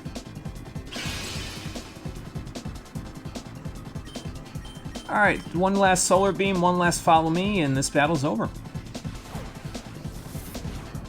Yeah, if it misses like that, then yeah, it's pretty well guaranteed, so. You know what I wish that they did with these battle CDs, and in addition to that, the battle bingo, is I wish they disabled critical hits in these battles. I understand that the one battle CD that we just did with Cradley would be impossible then, but just make a different battle CD, so that way you're not relying on crits. Because it feels like critical hits in these particular CDs really fuck you up, and in some cases with Battle Bingo it also really fucks you up, so I feel like if they disabled them for these battles somehow in the mechanics of the game, I don't know how they'd do that, but if they could, it would be a little bit more of a puzzle that has the same rules all the time, you know, rather than a puzzle that has the same rules most of the time and has a significant amount of RNG all of a sudden. But, you know. Alright, so that's 5. Count them 5. Single-sided battle CDs done. So let's sell our hard-earned booty. And then after that, we will go do a double-sided one. Then we'll do 4 and do another double-sided and keep going like that. Now, in order to buy any more, we need to do battle CDs 9, 13, and 17, so. Oh, actually, you know what? Before we keep going, let me save real quick.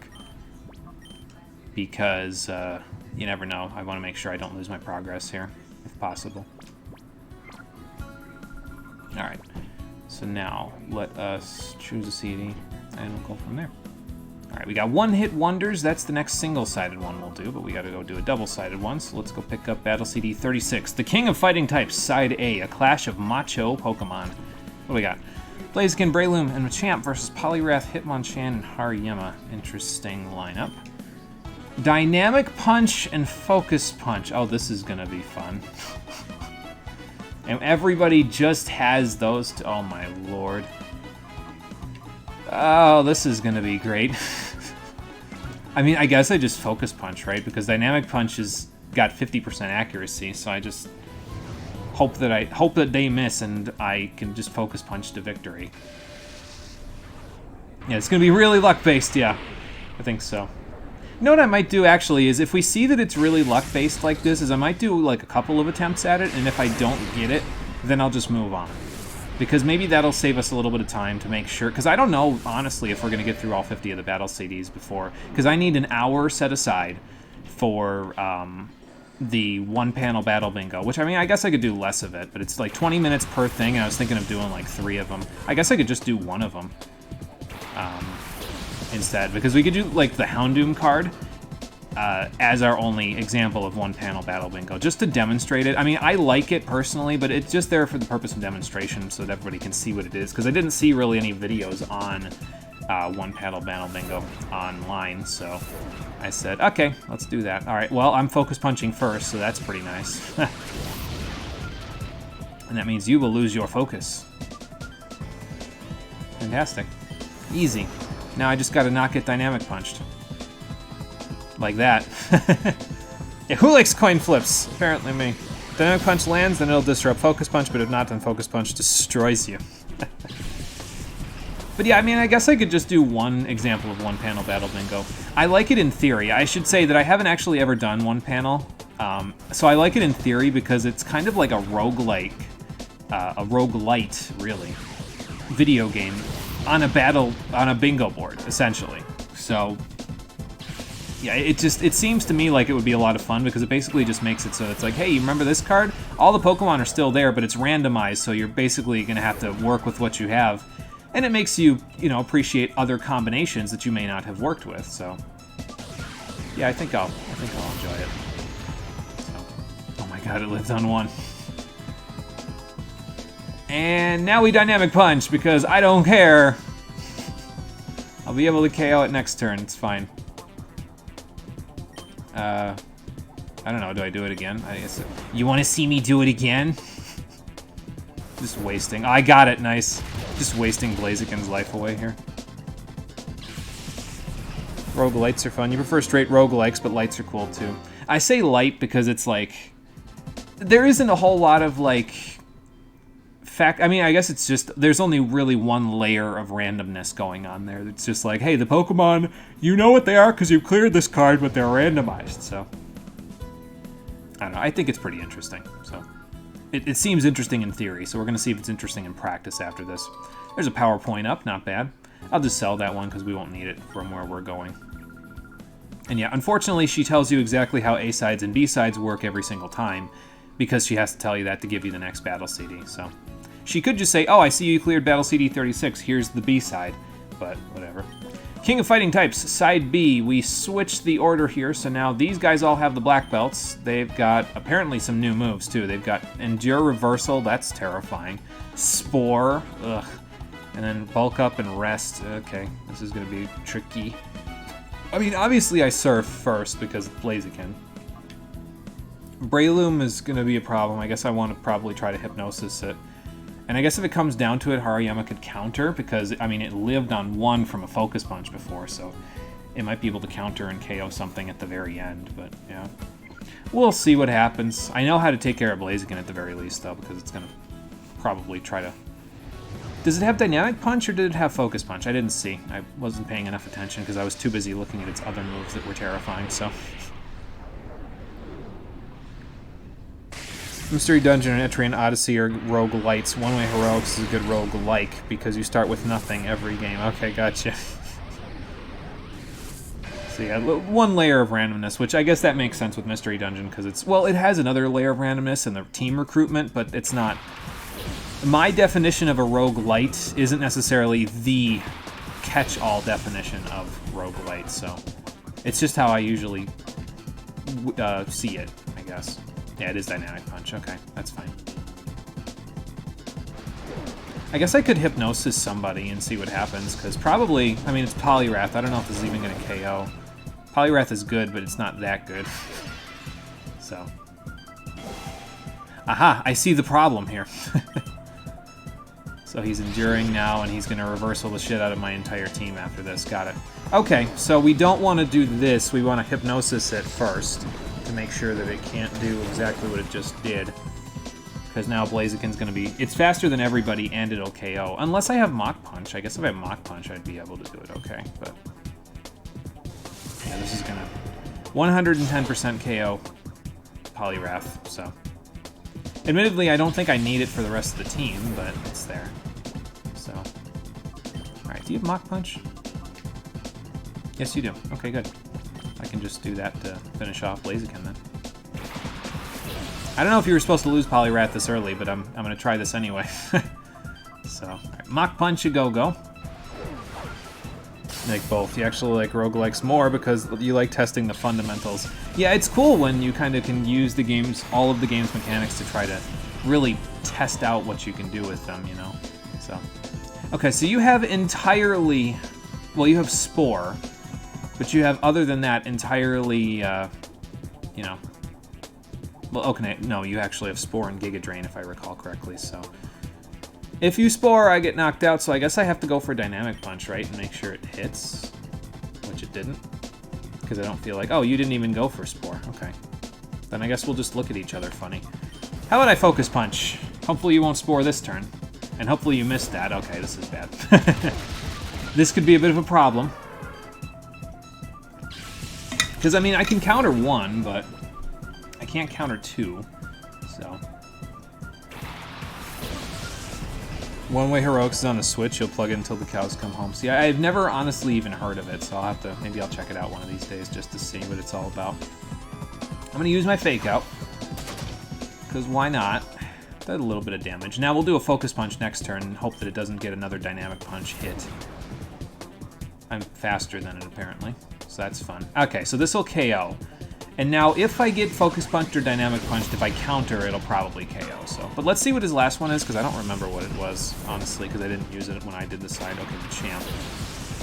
Does that have more attack than Blaziken? I don't think so. I mean, I'm just going to try countering. See what... Oh, okay, Bulk Up. That's a problem. I should have Focus Punched, because then 2 of those will actually KO it. Alright, so I know what to do for next time, I think. That's good. Especially the lopsided AF storytelling. They tell you nothing, but you should learn as you play. Okay, well that's kind of interesting, though. Because, I mean, it gives you an opportunity to kind of say, okay, well, I'm getting a few details as I go, you know what I mean? So, now, this is probably... Oh, it's a crit. Well, goodbye, Machamp. Never mind, don't disable crits. They work in my favor sometimes. Good work, Hariyama. Didn't use you through the entirety of the Genius Sonority duology, but you worked where it counted, which was right here. Yeah, that crit was very important. It definitely mattered. I mean, I could have probably 2-hit KO'd it even with a Bulk Up, but, you know, still. Yeah, Focus Punch is scary. It's why I love using it on Breloom so much from Gen 4 and above. Like, if we played Gen 4, that's why I would want Shroomish as my starter, because then I could use it with... Spore, starting at 45, I could get Substitute for it, because that's a TM. I could give it Focus Punch, because that's still a TM, if I remember right, in Gen 4. And I could give it Seed Bomb, because that's a tutor move, which is why I would want to play Platinum if we played Gen 4. Because then I could give it Seed Bomb, I could give it... Is Seed Bomb? I think Seed Bomb's in Gen 4. Well, if it's not, I could give it Bullet Seed, I guess, as well, and keep... Actually, it doesn't have Technician yet, so... I don't know, I'd figure something out for a physical grass move, but then give it Focus Punch, Spore, and a Substitute. And that... in a competitive metagame, that is a destroyer of worlds right there, especially if it has Poison Heal. That thing will tear through teams. Focus Punch destroys things. It's nuts. Absolutely insane. So, okay, so 11, 12, 13, and 14, and then we'll go do another double-sided CD. One-hit wonders wipe out all Pokemon in a single shot. That is 6 Shedinja. Okay, then. A one-turn limit single battle. Is it single? Because it's highlighting both, so wouldn't it be a double battle? Maybe that's a typo. That's interesting. I didn't notice that before. So I could Sandstorm, and that'll take out the Shedinja at the end of the turn. What do you have? Mimic. No, I don't think I want to Mimic. See, because like I could use Rock Slide, but it would only KO 2 of them. Then if I use Sandstorm, that would still only KO 4 of them. Okay, so no, I think I see what I need to do here. Alright, so let's give it a shot and see if it works. Yeah, Sandstorm! Keep Sandstorming! So you'll notice that I have 2 fairly slow Pokemon, but specifically, Cacturne is faster than Magcargo. That's going to be important, as you'll see in a moment, if this goes how I think it's going to go. And I'm pretty sure it's going to go how I think it's going to go, but we'll see.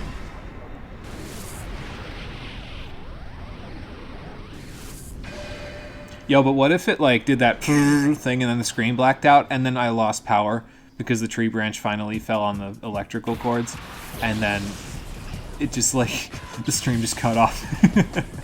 That would be the best timing. It would be the worst timing, because then it'd be like, ah, shit, now I gotta stream on Wednesday, too, and try to do all my other stuff. But it would be funny anyway, so. Yeah, it would be cool and unfortunate. That's how it would work. Okay, so Cacturne's faster than the Shedinjas, hopefully, but I know it's definitely faster than Magcargo, so I can Spikes first, and then Sandstorm. So if I Spikes, Shedinja only has 1 HP and it doesn't have Levitate, so when the other ones come on the field, they should die to the Spikes. And then Magcargo can use Sandstorm to get rid of these 2 this turn. And then at the end of the turn, they'll all die. Maybe. Hopefully. Cacturne, you did what you were supposed to do, so thank you, even though that probably hurt like a bitch. So. Alright, Magcargo, set us up. Let's see what happens at the end of this turn. It's going to be silly, but I think it's going to be funny. So. Alright, so there goes that Shedinja. Yeah, I think that should be how it works, because I can't see myself KOing the 6 of them in 1 turn otherwise, so. But there's this one, so that's 2 down.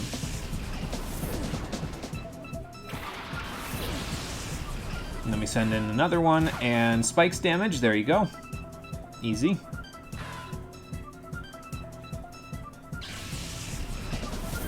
And that means that all of them will die, so we're just going to watch Shedinja fainting for the next full minute. So that's fun. And watching this guy get upset by the fact that I strategized over his head.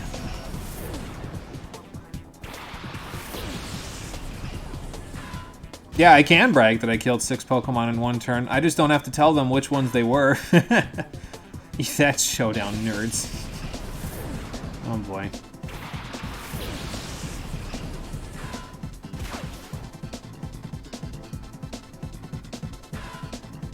Alright, so that takes care of that, I think. Was that the last one?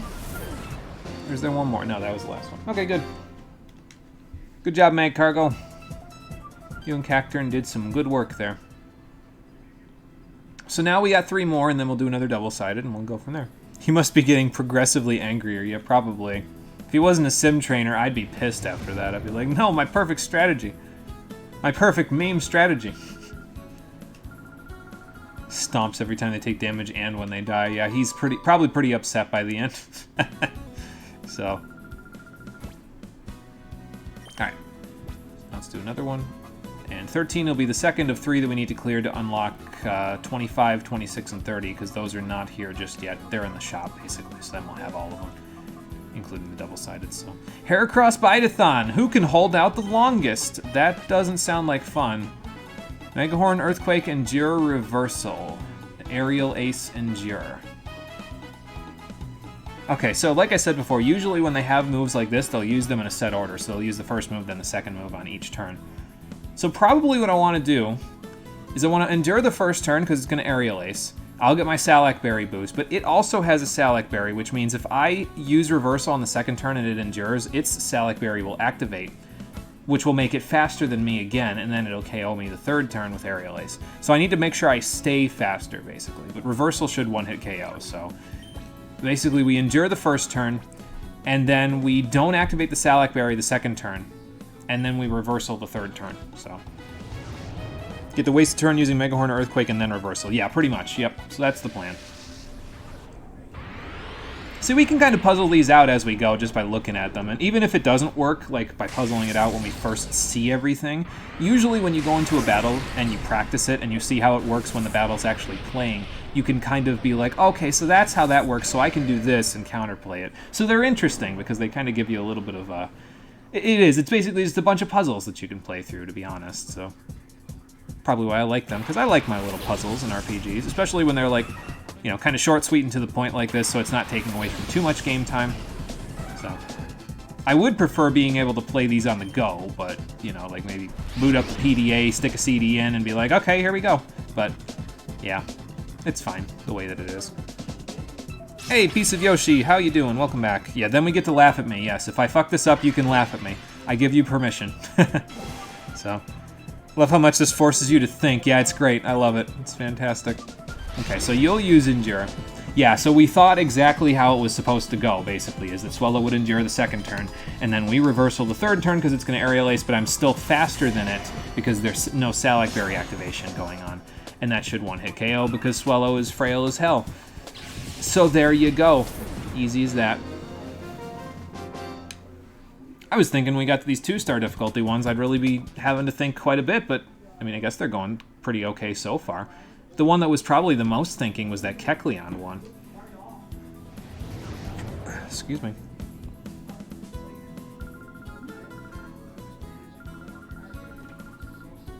And there's a Hyper Potion. Okay, well, we're up to 15 now, so at least I don't have to worry about my items being uneven like they were before. Salac Berry Reversal is actually a strat in Gen 3. Yeah, it's a little bit risky, but in Gen 3, yeah, it was pretty good. There was quite a few Pokemon that were able to get Endure and Reversal, and, I mean, there was probably a decent chunk of them that were considered mixed attackers, but still, I mean, you got Blaziken, that was a pretty good Endure Reversal user. We just used Heracross, so that's probably pretty good. Battle CD13. What is Porygon, anyway? Try transforming into different types. That's an interesting thought. Let's see what we can do. We have a Porygon versus a Spinda. We have Conversion. Now, I forget what Conversion 1 does. I know what Conversion 2 does. I think, if I remember right, Conversion 1 is the offensive version, and Conversion 2 is the defensive version. So, I probably want to convert to a Flying type, because that's what it'll do.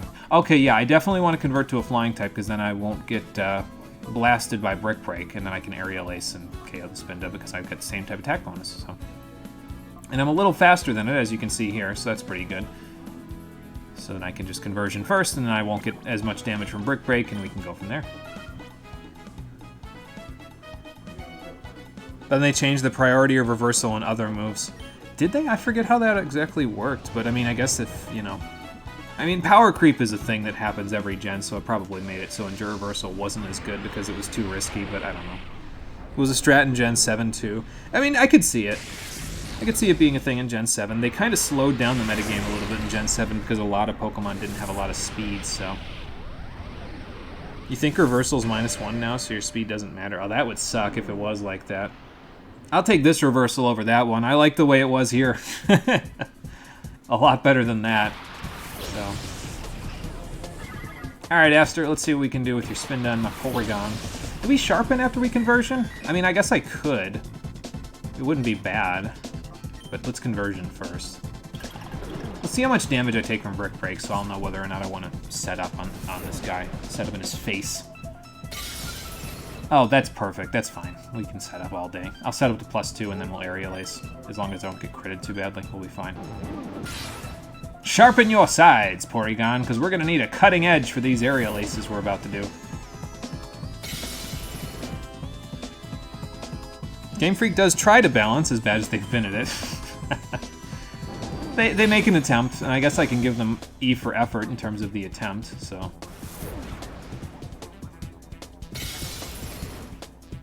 Alright, we're at +2. We're a Flying type, so we get stabbed, so, I mean, I would imagine now this is a 2-hit KO. Might even be a 1, depending on how angry Porygon gets. Yeah, that's pretty good. There you go. Easy. You know how they still haven't banned Zacian competitively? They haven't banned the legendary dog. Isn't that thing busted? I don't remember. I think I played Sword, but I don't remember ever using Zacian. I don't think I ever got that far. So... Can only balance what their testers think of as a combo, which is different from what players do. Yeah. That's true, and you can't ever really take account of all possible combinations of moves, right? Until later. I mean, I suppose that's what balance patches are for later down the line, but Game Freak doesn't really do balance patches. They do, like, bug fix patches rather than balance patches with their games. Mostly because they release a new game every year, so they don't want to do balance patches, because by the time they do balance patches, they might get, like, 3, maybe 4 of them in before the next game down the line comes out. They've taken it a little easier since Sword and Shield came out, because, I mean, I would assume that they're getting a little closer to the way that more modern developers have done it, where they're like, okay, so we'll release one game every few years, and then we'll just patch it and add in DLC and do that sort of stuff. And that has its advantages and disadvantages. For one thing, again, they could do balance patches now, if things are too powerful to nerf things, but I'm pretty sure with the Pokemon community the way that it is, if they nerfed things in a balance patch, there would be a shitstorm. Like, if they touch anything in the game, there's a shitstorm without them touching anything in the game, so if they touch anything in the game, there will be a shitstorm. So. And hello, Amarell. I forgot to say hello. How you doing? Welcome. Good to see you. Gen 4 was the balance patch, but then shit like Zacian and Omega Rayquaza exist, and yes, Knife Wolf is busted AF. Oh boy. Didn't even think about Weezing plus Regigigas shitstorms. Weezing plus Regigigas. What does Weezing plus Regigigas do exactly, Piece of Yoshi? Enlighten me, because that combo sounds interesting, but I don't know what it would do. Neutralizing Gas. I've never even heard of that move, so that would explain why I have no fucking idea what it does. Probably neutralizes its ability, though, right? To get rid of Slow Start? So, okay, that's interesting. Okay, yeah, it gets rid of abilities. So it's like Gastro Acid. Okay. Got it. I've used Gastro Acid in a double battle situation before. Believe it or not. So, yeah, and Regigigas is crippled heavily by, yeah, its slow start ability, which gives it halved speed for the first 5 turns. And usually, in 5 turns in a double battle, you're dead, so, like, you almost never survive that long, so. Because double battles are very fast-paced in most cases. You usually don't see too much stall, because it's hard to stall when 2 things are wailing on you. But, okay, so, I didn't read the thing, did I? Womp that Wobbuffet. Counter or Mirror Coat? Oh boy, here we go again. So we got a Roselia, Sludge Bomb, Magical Leaf, Sweet Scent, Bullet Seed, Feint Attack, Charm, Assist, Double Slap. Interesting. Counter and Mirror Coat with leftovers.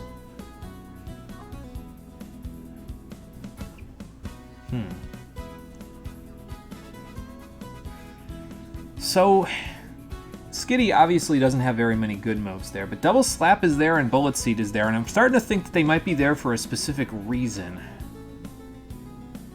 And they gave me Sweet Scent, too. I'm going to start with those. Here's what I'm going to do, okay? Did it have any turn limit? I don't think I saw a turn limit. I should have been paying more attention, but we'll see here. We can look right there. It has unlimited turns. Okay, that's fine. So here's what I'm going to do. I'm going to Sweet Scent it, so that way Bullet Seed and... because in this generation, Bullet Seed and Double Slap have a miss rate. Excuse me, because they're like 85% accurate. I think Bullet Seed might be a little higher than that, but... yeah, they're not 100% accurate. I don't even know if Double Slap is 100% accurate now, but Bullet Seed is. But they're not 100% accurate in this gen. So I want to Sweet Scent first, because I won't do anything to myself after that. I'm going to Bullet Seed until I get down to low HP from Counter or Mirror Coat. And then I'm going to Sludge Bomb it to try to poison it, because it doesn't have Safeguard. And then we'll switch to Skitty and let Skitty finish the battle. So that's what I'm going to do. Hell, I might even Sweet Scent twice, just to guarantee. Because I don't know how accuracy and evasiveness interact with one another. So, and I have unlimited turns, so we could just do this a couple of times and probably be okay. Now, if it's like it normally is, then he'll do, like, Counter, then Mirror Coat, then Counter, then Mirror Coat. And if that's the case, if I start to see that pattern, then I'll just switch it up on the turn. Okay, so he used Counter again. All right, that's fine. So he's not like normal ones. The AI in this one is not programmed to use the moves in a set order. I guess that would make it too easy. Nice crit. That's helpful. Okay, so we did 73, and it countered, so that's not going to do anything to me. I mean, I guess if it Mirror Coats, I'll probably still die if I get 5 hits like I just did, but...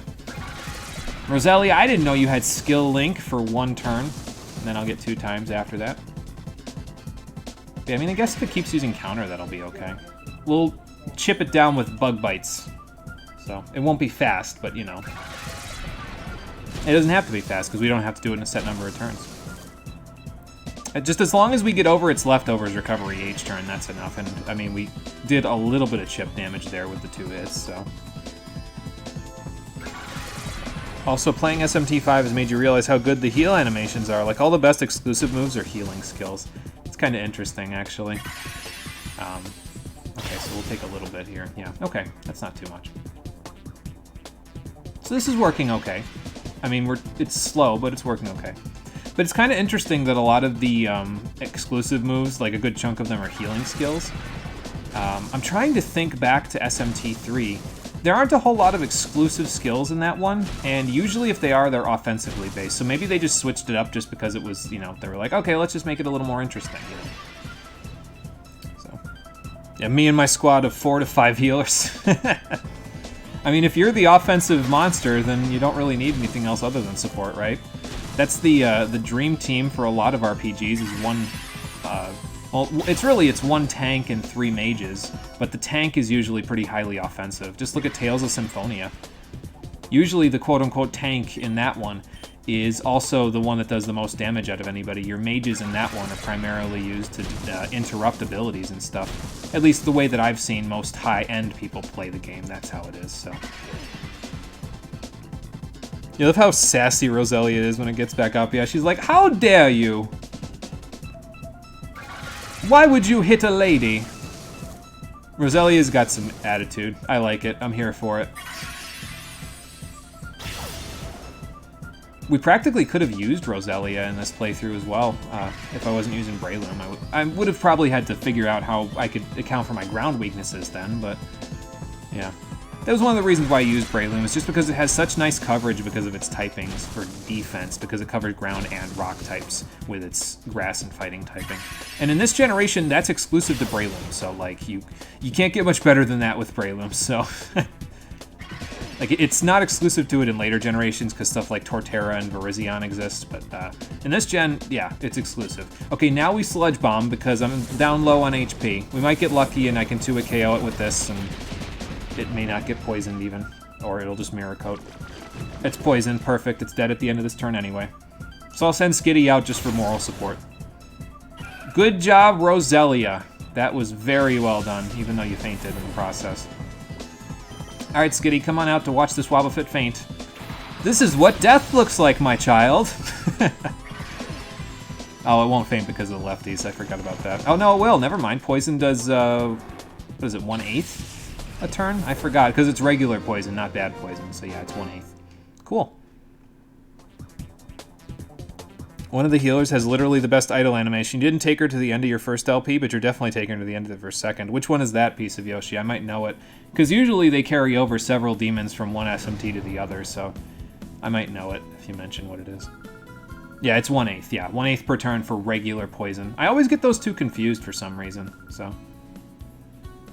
Aiden? I think she's new. Yeah, it doesn't sound familiar, actually, so probably either new or it was in, like, one of the SMT4s, which I did not play either one of, so yeah, it's probably new. Alright, so which CD are we at now? Okay, so we did those 4, so now we can move along to the next double-sided one, and we'll go to 3839 now, and we'll keep going. Fossil Fandango, Side A, that sounds great. Pokemon from an ancient era rise again. Cool. Ammonite, Kabuto, Omastar, Kabutops versus Lily, Anorith, Cradily, and Armaldo. Interesting. Ancient Power, Tickle, Mudshot, Water Gun. I mean, I guess I just rely on Ancient Power, right? I mean, I guess you can use Aerial Ace, but I don't know that Aerial Ace... I think it's just normally effective on Cradily, so... Armaldo has Rest, oh my lord, that's gonna suck. Do you have a Chesto Berry? No, nobody has any items here. Okay, so just use Ancient Power. That's the gist of it, basically. Alright, fair enough. Aiden from FE6 was hot. Also wish she had actual screen time outside of... By the way, you might not ever confront me seriously. FE6 is a ride. That's the one with Roy in it, right? Because I've never played any FE games before FE8, which is the Sacred Stones. I've always meant to play the original Fire Emblem, which is FE7, the one that first came out on the GBA, the one that came out in the States. I think that was the first FE to come out in the States. But I've never actually ended up playing it. I've tried desperately to avoid spoilers from it, and I think I've done a decent job at it. The most that I know about it is that Hector is busted, and there's a Silver Sword hero in one of the chapters, and that's pretty much all I know about FE7. So maybe one day I'll play it blind and we'll just see how bad it is. I mean, it'll be bad for me because I'm bad at strategy games, so yeah, even Fire Emblem gives me serious problems. Just go watch my XCOM playthrough if you're not sure about how bad it was for me. That was bad. I was playing it on normal difficulty and I was losing units left, right, and center. It was not a good time. I mean, it was a good time. I enjoyed it, but I also named the people, the soldiers, after my viewers in an attempt to include people that I didn't really think through very well, because all that ended up doing is me watching my viewers die over and over again. It was pretty great, but at the same time, it was pretty sad, so, yeah. Aiden is the true final boss and is possible to miss. Wow, that's actually kind of interesting. I don't think... Have they done that in any other Fire Emblems? Like a missable secret final boss? Not to my recollection, but... No, the Silver Sword Hero, Swordmaster, and Myrmidon Mercenaries are hell! Not much fun, huh? I don't think Cradley's gonna get KO'd very easily, so, I guess we'll figure it out from there. I mean, there's a joke to be made from that, but I'm not gonna make it. I figured it was a little bit low-hanging fruit, to be honest, so... Lileep and Cradley, those are the two right now to deal with. I could Tickle to lower its defense, so that then I could do stuff. What do you have, Kabuto? See, because you have, you're faster, if I remember correctly. So let me do this, actually. Let's Metal Sound. Hopefully it'll hit. And we'll do Tickle. So that way Kabuto can do Ancient Power, and then maybe I can do Water Gun, because this will harshly lower its special defense, which is 2 stages. So, or I could just die, because this is going to KO whatever it's hitting. Goodbye, Kabuto. Yeah, Cradley might be a bit of a problem. What do you have for moves, Omastar? Do you have Ice Beam? You do have Ice Beam. That should help quite a bit, actually. You're timid, too, so that's not bad. All 4 of those classes you've listed have high AF speed, and silver weapons are lighter than you'd expect and have high AF might, yeah. And especially in the older FE games, like, they're pretty, like, usually, if I remember right, they're lighter than steel, which is pretty good. It's like they're a little bit heavier than iron, if I remember right, but they're lighter than steel, which puts them in a pretty good place for using in the end game. So, okay, so we Metal Sounded the Cradley, so I'm gonna try to do this and this, and see if I KO. Okay, that should KO then. Yep, with Metal Sound, it should do definitely enough to get rid of the big tank on the field. Then we just got Lily to deal with, and we'll deal with that our own way, so. They haven't, and for good reasons.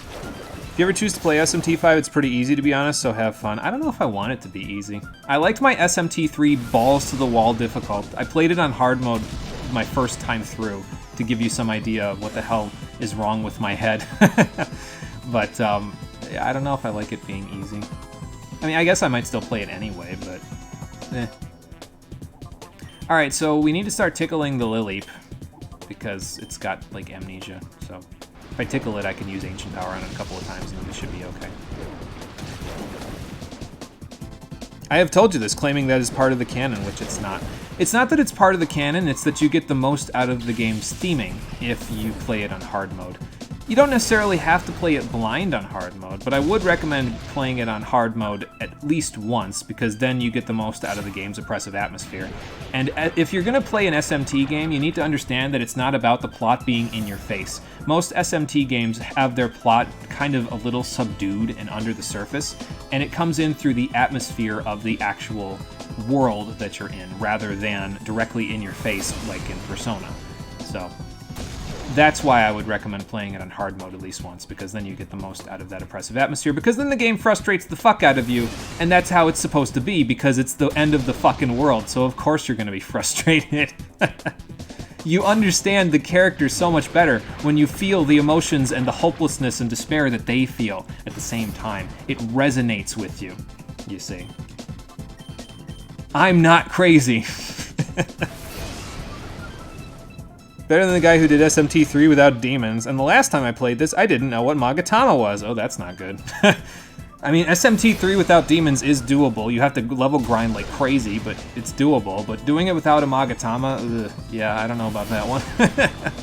That would be a little tricky. Could just ban yourself from Magatsuhi and make it easier, or make it harder. Oh, you mean for like, because Magatsuhi's, it's in both. But the Magatama are the ones that you equip in SMT3. But if that's what you're referring to, then yeah, I mean, I guess you could do that. But that wouldn't make the demons any worse. It would just make the MC dead weight. So, and I guess that does make it harder because if the MC gets killed, then you lose the battle. Like demons can't do the battle without the MC. So, yeah. You already feel hopeless and depressed on a daily basis. You don't think it helps. I guess that's fair enough. Yeah, you wouldn't want to feel that in a video game. Oftentimes, video games are supposed to be escapist fantasies, so if you're feeling the same thing in a video game that you feel in real life, I could see that being a little bit depressing, yeah. If anything, you're just upset you can't run from things. Just let me run from things. Trafery. That's what you need, Trafery. If Trafery isn't a skill in SMT5, then I am sorry, because Trafery in SMT3 is a godsend. 100% run rate. It's great for hard mode. Believe me. And I mean, talking is actually pretty OP in SMT3 as well. If you can talk to demons, if you're in a dungeon and you have a demon that is also in that dungeon, so like let's say you have a Kodama and you're in the first dungeon, and then there are Kodamas that you find in regular battles. If you have your Kodama talk to the other Kodama, it instantly ends the battle with that Kodama. It leaves. So you don't have to worry about it anymore. The only time that that doesn't work is if the demons are like Wilders or Haunts or Vials, because then they don't really have enough brain cells to actually talk to people. They're not articulate enough, so. It is, but like early game, you don't have it yet. Okay, yeah, I could see that being a problem then. In early game, you wouldn't have Trafery, yeah. Because usually you don't get that until much later unless you like grind like crazy. Like Hypixie in SMT3, you can grind like crazy to get Trafery on her, but I usually just prefer getting it on something else that gets it like pretty early, so. And I just talk my way out of situations before I get Trafery if I need to, so. Alright, well we got the next battle CD, and this is going to be hell because now they're going to give me the other ones, and they were... I mean, I have Bullet Seed, sure, but like... I don't know about this one. I don't think Anorith and Armaldo are going to do a whole lot because they... Oh, when Almastar and Kabutops are out to start with? Oh shit, this is gonna suck. But Lileep and Cradily are definitely my win conditions. If they die, then I think it's over. I need to get rid of Almastar immediately because it has Ice Beam and that's super effective. I think everything else is neutral. So, but yeah, Anorith, Armaldo, you're probably just gonna faint because Kabutops is just gonna, you know, KO you immediately. Maybe. With Ancient Power, yeah, probably. So, okay. Anyway, let's give it a shot. And we'll keep going. First time through the game, they didn't make it past Ikebukuro. I know what you mean. I think that's actually the right spelling, honestly. And didn't know what what Magatama was. Second run they did was hard, a true demon ending with no demons. And yeah, that's pretty doable, I think, because you end up being really over-leveled. Like, in order to do Thor, you have to basically be, like, around level 40, which is, like, 20 levels above what you what you are normally. But I think it splits experience in SMT3. So, like, if you have 4 people on the field, because you have yourself and 3 demons, the experience, you get 1/4 of the experience you would get if it was just you. So, leveling up actually probably isn't too bad in that one. So, I think that's how it works anyway. I'm not 100% sure, but I think so. Yeah, like Final Fantasy 13 logic. Yeah, you get more Crystarium points. Is that how it works in that one? I have more party members. Why do I get a game? Oh, you're talking about the party leader dying. Yeah. That's how that works in that game, yep. And why do I get a game over? I never understood that in 13.1, honestly. Because it's like, okay, I could exploit this system by just switching party leaders if you just give me the option, but no, apparently not. So, alright, we're definitely bullet seeding. I want a Brick Break so bad, but I don't think it's going to work, because Kabutops is going to KO Anorith right now. You had a support decker, Abia, specifically for Estoma, Trafery. It got a boost. Oh, well, we're dead. and Recarm, but like can't get that now. One thing you hope specifically Persona and only Persona does away with is the MC dying game over, you hate it. Yeah, it's kind of silly, if I'm being honest with you. It doesn't really make that much sense to me. It's like, your brains don't immediately turn off when the MC's gone. Like, you had lives outside of this. You could function as human beings outside of this when the MC wasn't there, so like, why? What's the problem here? I don't know. Like, I did not give Morgana love and affection for 6 straight palaces for him to just not cast a quick Samarikarm my way. Yeah, that would be pretty nice. Make it a lot easier to KO. Or, yeah, not to KO, to get you back from KO. So, alright, I'm gonna Bullet Seed again, and, do I Ingrain? I don't know if I have time to Ingrain. I kind of need to get rid of the Omastar before I get have problems here. I mean, I guess I could. I want Cradily to stay alive, so... This Kabutops with the boost is going to be a problem, though, because it means Cradily is going to faint, so... But I guess if Lileep is doing some work, it should be okay. Okay, I live. Somehow. I live to see the next turn. That's good. Now that I ingrained and totally wasted the potential I had for attacking. Yeah, that Kabutops is a threat because it got that +1 boost. We might not be able to win because of it. We have a 4 times effective move, but I don't know that we'll be able to use it before it becomes a problem here. Because now that I got rid of Omastar, I should be able to get rid of the Kabutops in a couple of turns if I get lucky with my Bullet Seeds, but... I think after that it shouldn't be too bad, but that's determined on whether or not we actually live long enough to see the day, so... Joker can actually die without all the other thieves suddenly forgetting what a bomb of life is. Yeah, that would be a bit of a problem. Hey, why aren't you dead? Cradily. That's why I'm not dead. Cradily is a stupid tank. It's incredibly dumb. Alright, I don't think Armaldo's going to do a whole lot this battle, though, because I think I'm just going to get Ancient Powered next turn if I don't kill this thing, like, right now. Which, with that, I don't think I'm gonna. Okay, well, we came close. Lileep versus Kabuto and Ammonite? We might be able to do it, still. I mean, I don't know. What else could I do but Ancient Power, right?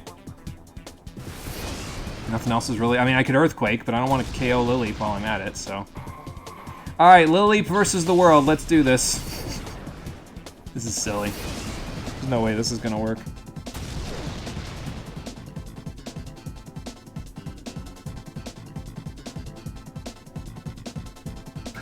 Well, at least I'll have gotten rid of both of the big threats anyway, because I got rid of Omastar before it could KO me, and then I got rid of Kabutops. So now it's just a matter of whether or not Lileep can take care of the both of these, which, I mean, Bullet Seed KOs as long as I hit with it, so I think we might be alright. Which one had better moves for this? You have Tickle. I mean, they're just going to use Ancient Power on me anyway, I guess, so it doesn't really matter who I KO first. I'm just going to KO the Ammonite first.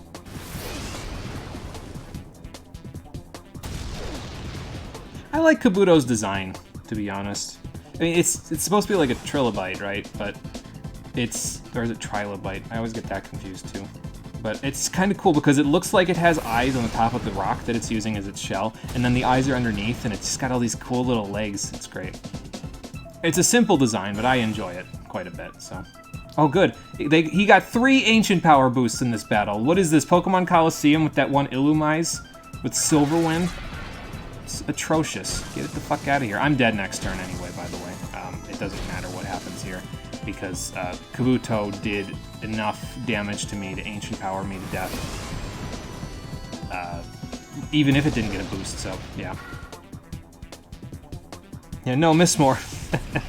That's probably gonna happen.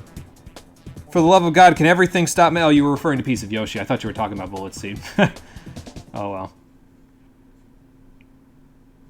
Can everything stop missing? Damn press turn system and its reliance on RNG. Nah, you just need to Sukakaja more, bruh.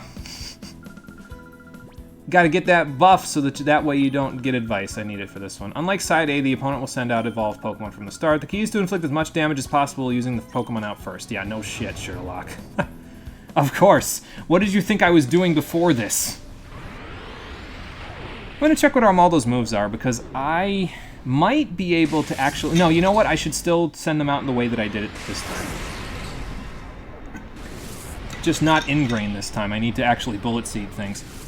Because if I can KO the Omastar and KO the Kabutops with Lileep and Cradily, Armaldo can come in and actually take out both Ammonite and Kabuto itself because it has Earthquake and high attack.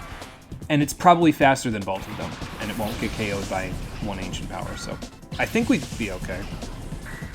This isn't Nocturne, it's not nearly as broken. Oh, okay, fair enough. Fair enough, then. Yeah, just do whatever, Anorith, because you're dead right now anyway. Feels bad for Anorith. Oh well. What can you do, right?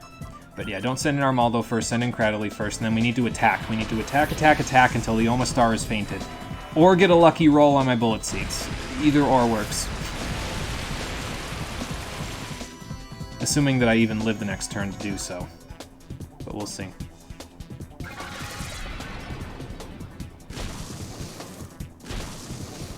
Alright, well... I mean, we got 3, that's not terrible. So Cradily can KO that at this point, so now we have Lileep go after Kabutops to get that going, and then Cradily should be able to do enough with Bullet Seed in 2 hits to KO Omastar here. Again, assuming I live. I don't know why he's using Waterfall, though. Like, he should be using Ice Beam. It's super effective. Ha! Lileep lived this time. That's funny.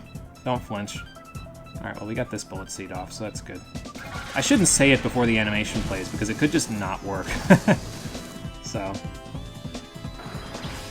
Love how that implies that the hints are based on them not seeing you in the sim, not just the dialogue that got programmed in, yeah.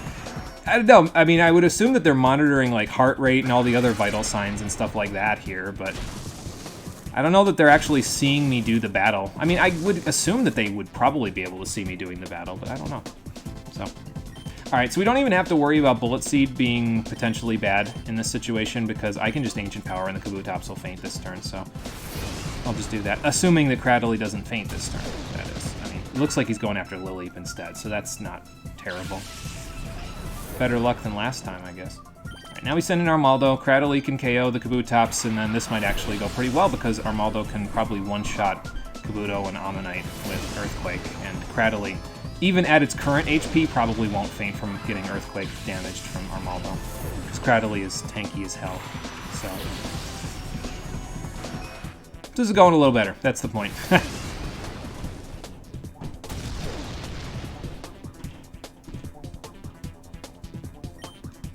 Alright, so now we Earthquake, and I mean, I guess I could Ingrain too, but I'll just Bullet Seed something. It's fine. Just in case anything's left alive, because they get like a boost or something right now. Okay, so we're faster than the Ammonite, which is the important thing for Armaldo.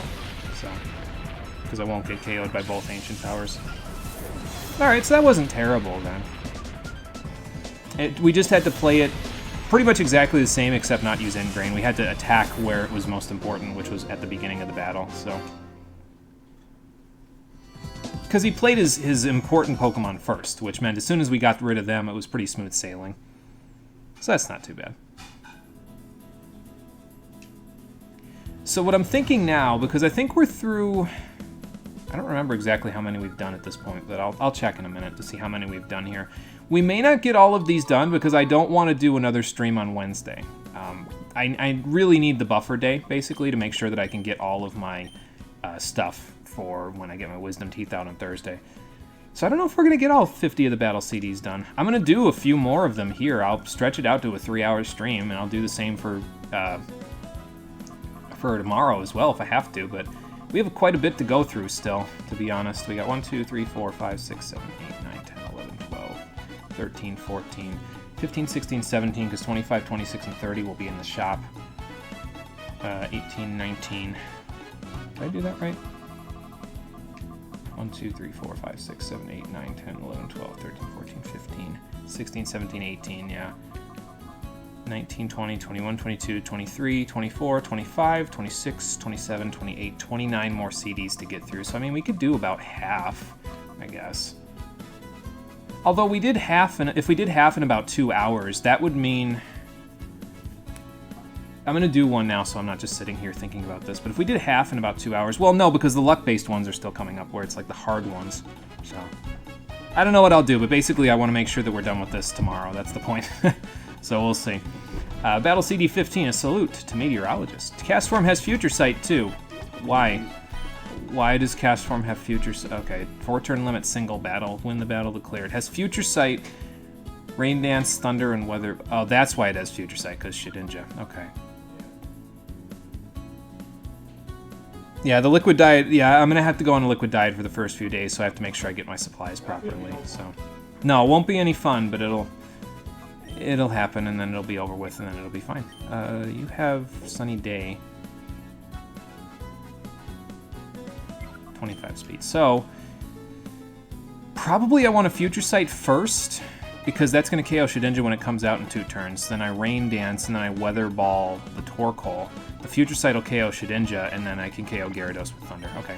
I see the order here. I see the order of operations. But yeah, we'll do as many as we can right here. We gotta do... Let's see, we gotta do 5 this time before we go do a double-sided one. So maybe I'll do 5 and then a double-sided one, and then we'll end the stream there. Because that'll put us at... Let's see, so that'll put us at 24. 22 CDs left to do. So I'll do as many of those 22 as I can within, like, the first... I'm going to say 2 hours of the stream tomorrow. Then after that, we'll say whatever we got done, we got done. We'll do the 1-panel battle bingo, so that'll take 20 minutes. We'll go check the little things, and then we'll do the secret ending, and that shouldn't be too long. The secret ending, actually, if I remember right, plays before the credits, so then we can just kind of call it a day after the credits roll, so... Or once the credits are rolling. But basically, we're going to be doing these 2 for 3 hours, because some of these battles take a little bit. Yeah, some of them will. That's for sure. Future Sight first, rather than Rain Dance, because the Torkoal will go after me. So I'm going to Future Sight, because it's going to take 2 turns for that to go. Then I'll Rain Dance, because it's going to overheat. So this will reduce the damage of overheat, and then I should be able to knock it out with Weather Ball because I'll become a water type, so I'll get Stab plus the Rain Dance boost, and Weather Ball will be 100 power. Then when Shedinja comes in, which should be not this turn but next turn, the Future Sight should hit it when it comes in because Gen 3 battle mechanics work that way. And then I'll be 100% accurate with Thunder. Or rather, it doesn't check for accuracy in the ring, so then I can KO Gyarados. So that's the plan. Hopefully it works that way. It should. We'll see. Okay,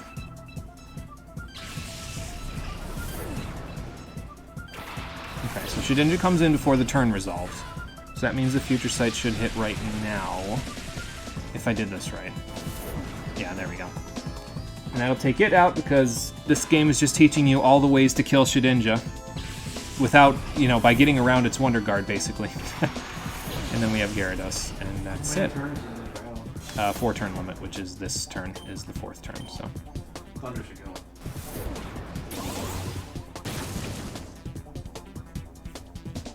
Alright, Cast Form, show me what you can do. I mean, it's quad effective, so it's probably fine. Cast Form's not powerful, but it's a base like 110 or 120 power move or something, and it's 4 times effective, so it's gonna KO. Yeah, I think it's base 120. Be fair, Shedinja would have rocked a lot of newer players. I mean, yeah, with Wonder Guard, it's probably good that they're kind of teaching you all the ways to knock it out, because then you do better when you face it. Otherwise, if you're a new player, you look at Wonder Guard and you're like, holy shit, how do I kill it?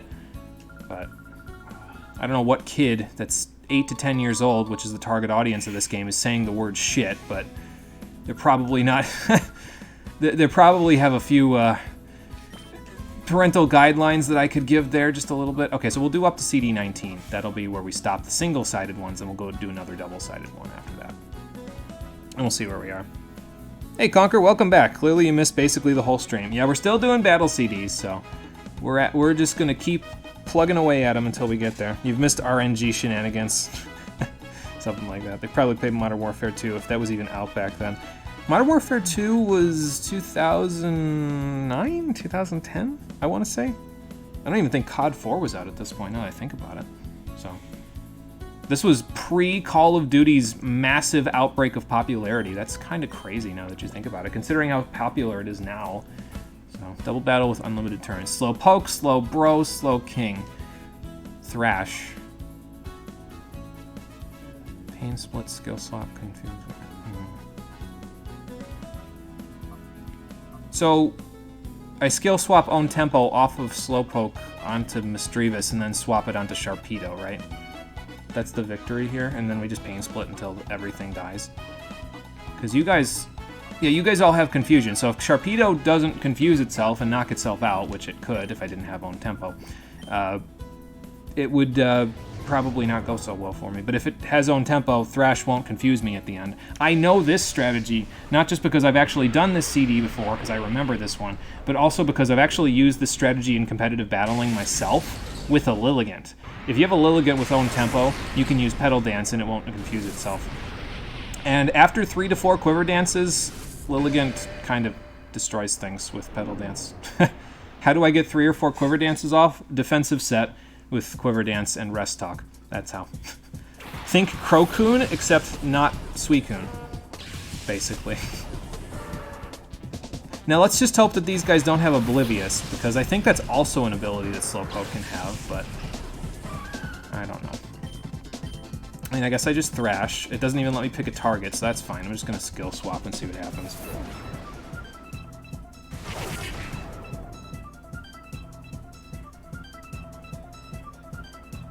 I think the most creative thing you've seen was a team where someone really did their homework.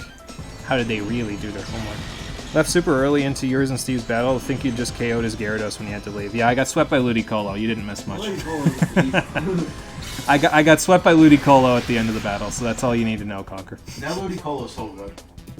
It was not really a contest once it hit the field. So, all right, well, don't KO me before Misdreavus can skill swap onto Sharpedo. I need to do this part for the battle to be won. There we go. Yeah, that Ludicolo I have is really good. It does work.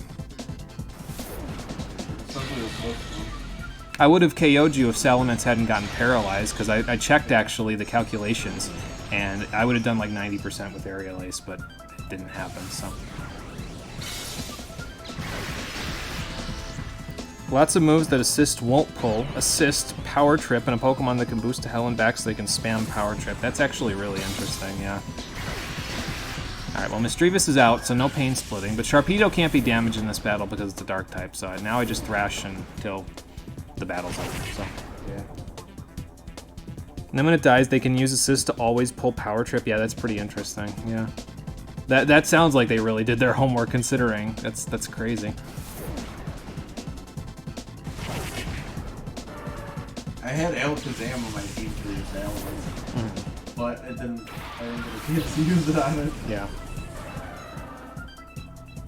Well, the trouble is that I knew you were putting Elemental Punches on Alakazam, so that that kind of made that a bit of a moot point. When you saw the strat start, you were confused AF, and when you saw the strat end, you were still confused AF. I would be anyway. So. How many turns is this one? It's unlimited. It's just whenever Sharpedo finishes KOing things. But you have to KO things with Sharpedo. Yeah, because it doesn't take any damage from... Well, Misdreavus didn't have any attacking moves, and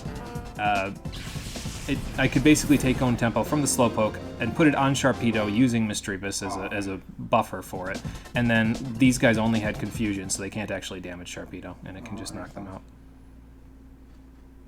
You saw those moves and thought, oh, Assist can't pull those. I don't even know what moves Assist can't pull now that I think about it. Probably because I've never used Assist, so that probably, either, so I don't know. Probably would explain that one.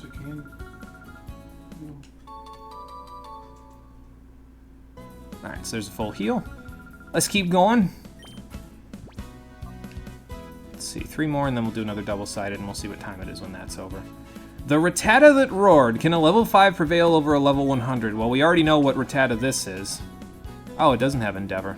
Okay. I don't know if you can even get it this gen now that I think about it. So, Endeavor Quick Attack would be the only things you would need there. Although it doesn't have a Focus Sash this gen, but you know, it just has Bite, so that's fine. We just Toxic it and then sub down until it isn't biting anymore. It's fine. We got this. No big deal. Am I faster than that, Shuckle? Let me go back actually. 16, 15. I am exactly 1 speed faster than this Shuckle. I think I know what I used the first turn. Let's Super Fang first, then we'll Toxic it. Oh, 2-turn moves. Assist is a 1-turn move, so it can't do 2-turn moves. So Dig, Dive, Fly, etc. can't be pulled. That's actually really interesting, yeah. Yeah, I didn't know that either. Yeah, I had no idea. Yeah, that actually would be kind of a... I don't know that it would work very often, but when it did work, it would be pretty cool. It'd be like that Lancet Berry Tropius set, where it's like, oh, it doesn't do anything, and then it just works, and you're like, holy shit, it did something! So...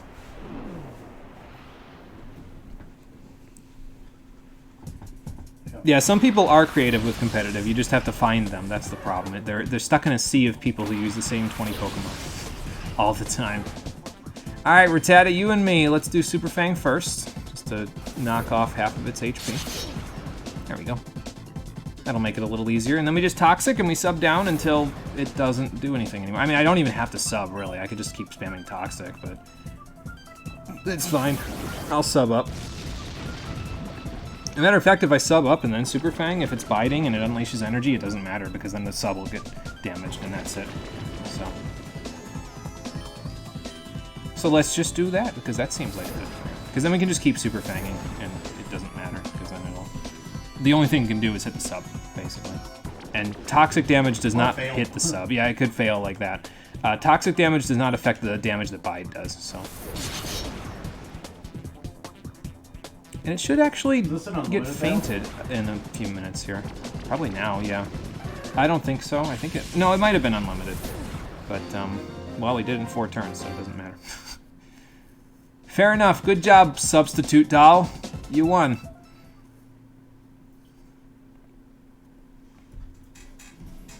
Alright, so that one was pretty easy. Oh, it was 4-turn limit, okay. So yeah, you did have to do things exactly the way that I just did them in order for the battle to be over, so fair enough. I didn't know it was a 4-turn limit. Yeah, I didn't even... I kind of just looked at it and said, okay, this is how I'm going to do it. So, I didn't even look at the turn limit. Oh, okay, cool. So that's probably them saying, hey, there's more that you can buy now, so you can probably buy Battle CDs 25, 26, and 30 now, even though I didn't clear the other ones yet. So it's probably just because I've cleared a certain amount of them, so... Alright, and with this, we technically own all the Battle CDs, we just need to flip side the 2-sided ones, and then we'll be able to have all of them. Oh, I didn't sell anything. I'll do it after we finish these other 2, and then we'll be good. So 18 is Farfetch'd Substitute. Watch it flail when in trouble. I would prefer to not watch it flail, actually. You have a Nincada, Cicada, Nincada. There you go. That's how you say it, because Cicada. Metal Claw, Aerial Fury Swipe's Toxic. Substitute and Flail, and you are faster than me, so Lychee Berry as well. That's no good. Toxic. Yeah, but it's faster, so Toxic won't work because it's sub. So... How many turn limit is this one? Oh, unlimited, so...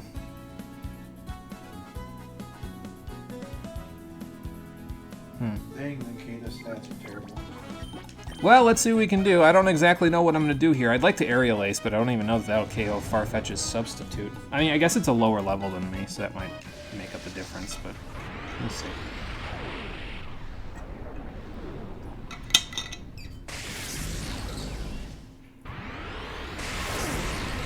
But basically, it's going to sub down to 25% of its health, which is when it's going to, bless you, is when it's going to be able to flail, because then the Lychee Berry will activate, and then it can just spam flail and bash my face in. So we want to keep breaking its subs, because that's probably a good idea. So it's got 91. So each sub will be 91 divided by 4, which is 20-something. But it might even get down to 1 HP, because like it might even get down to 1 when it uses its 4th substitute, which would not be good. I think I know how to do this one, but I'm going to just try it and see what happens, I guess, first. Okay, so it used up 22 HP, so it won't quite get to 1. But, it might get close. Okay, so Aerial Ace does knock your substitute out, okay. Yeah, around 23, yep. So apparently they rounded it down, unless this does 23 right here, which is possible. No, it's 22. Okay, so they probably did that just to make sure that it would get down to like a really low amount, so Flail gets the maximum amount of damage, or close to the max. So. But I think I know what to do in this one now. So basically it's going to sub up again, and it's not going to flail as soon as the Lychee Berry goes off. It's going to get its 4th sub up because it will be able to get a 4th sub up. See, so now it does it down to 25. So it'll get down to 3, and then it'll flail.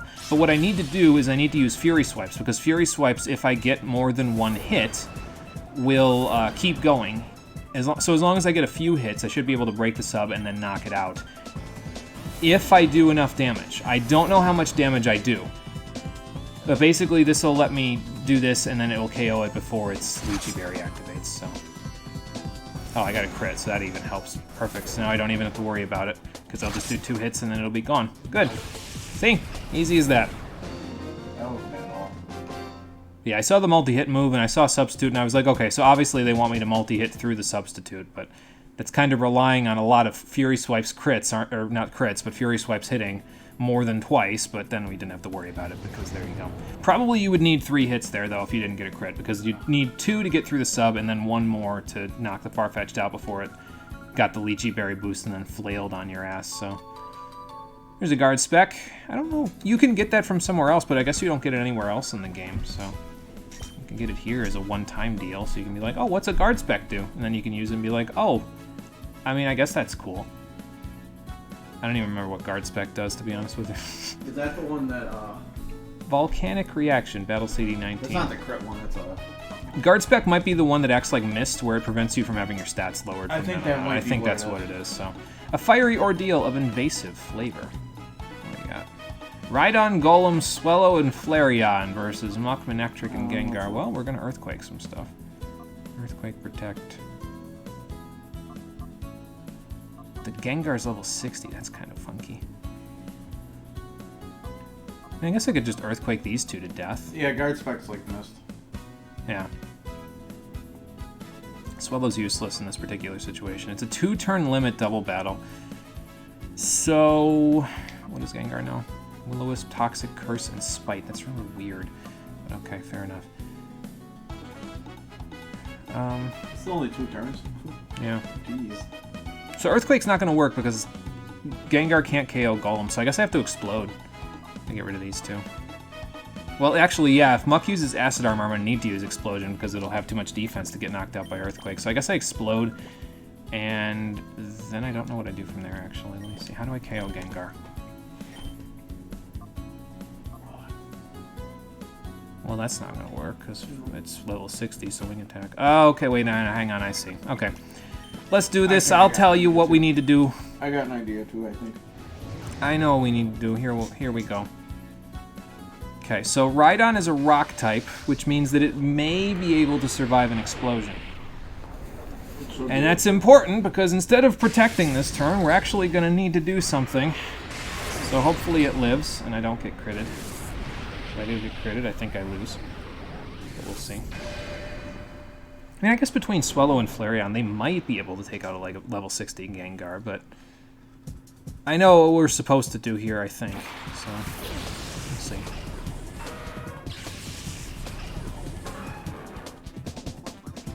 Alright, let's put it into action, shall we?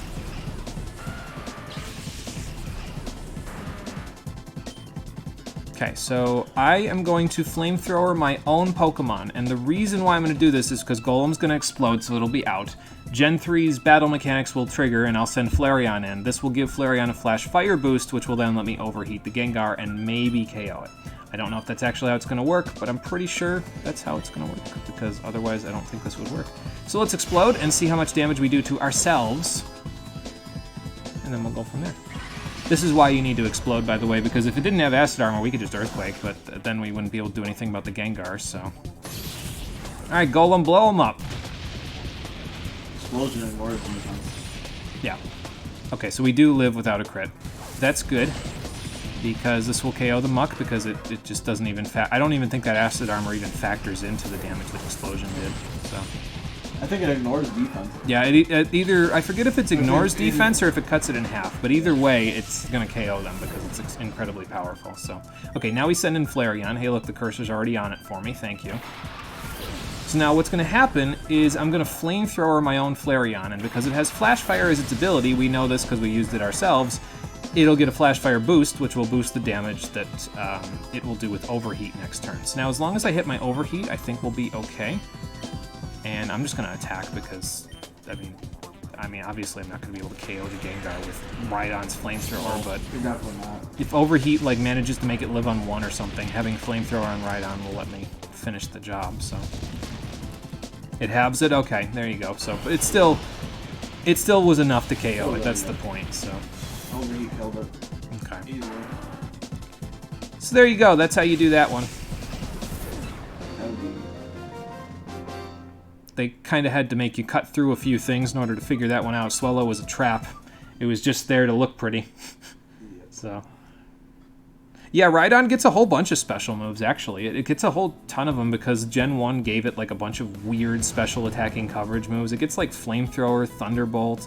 I think it even gets Ice Beam, which is kind of ridiculous, but I mean, whatever. Rhydon does whatever Rhydon wants, I guess, so.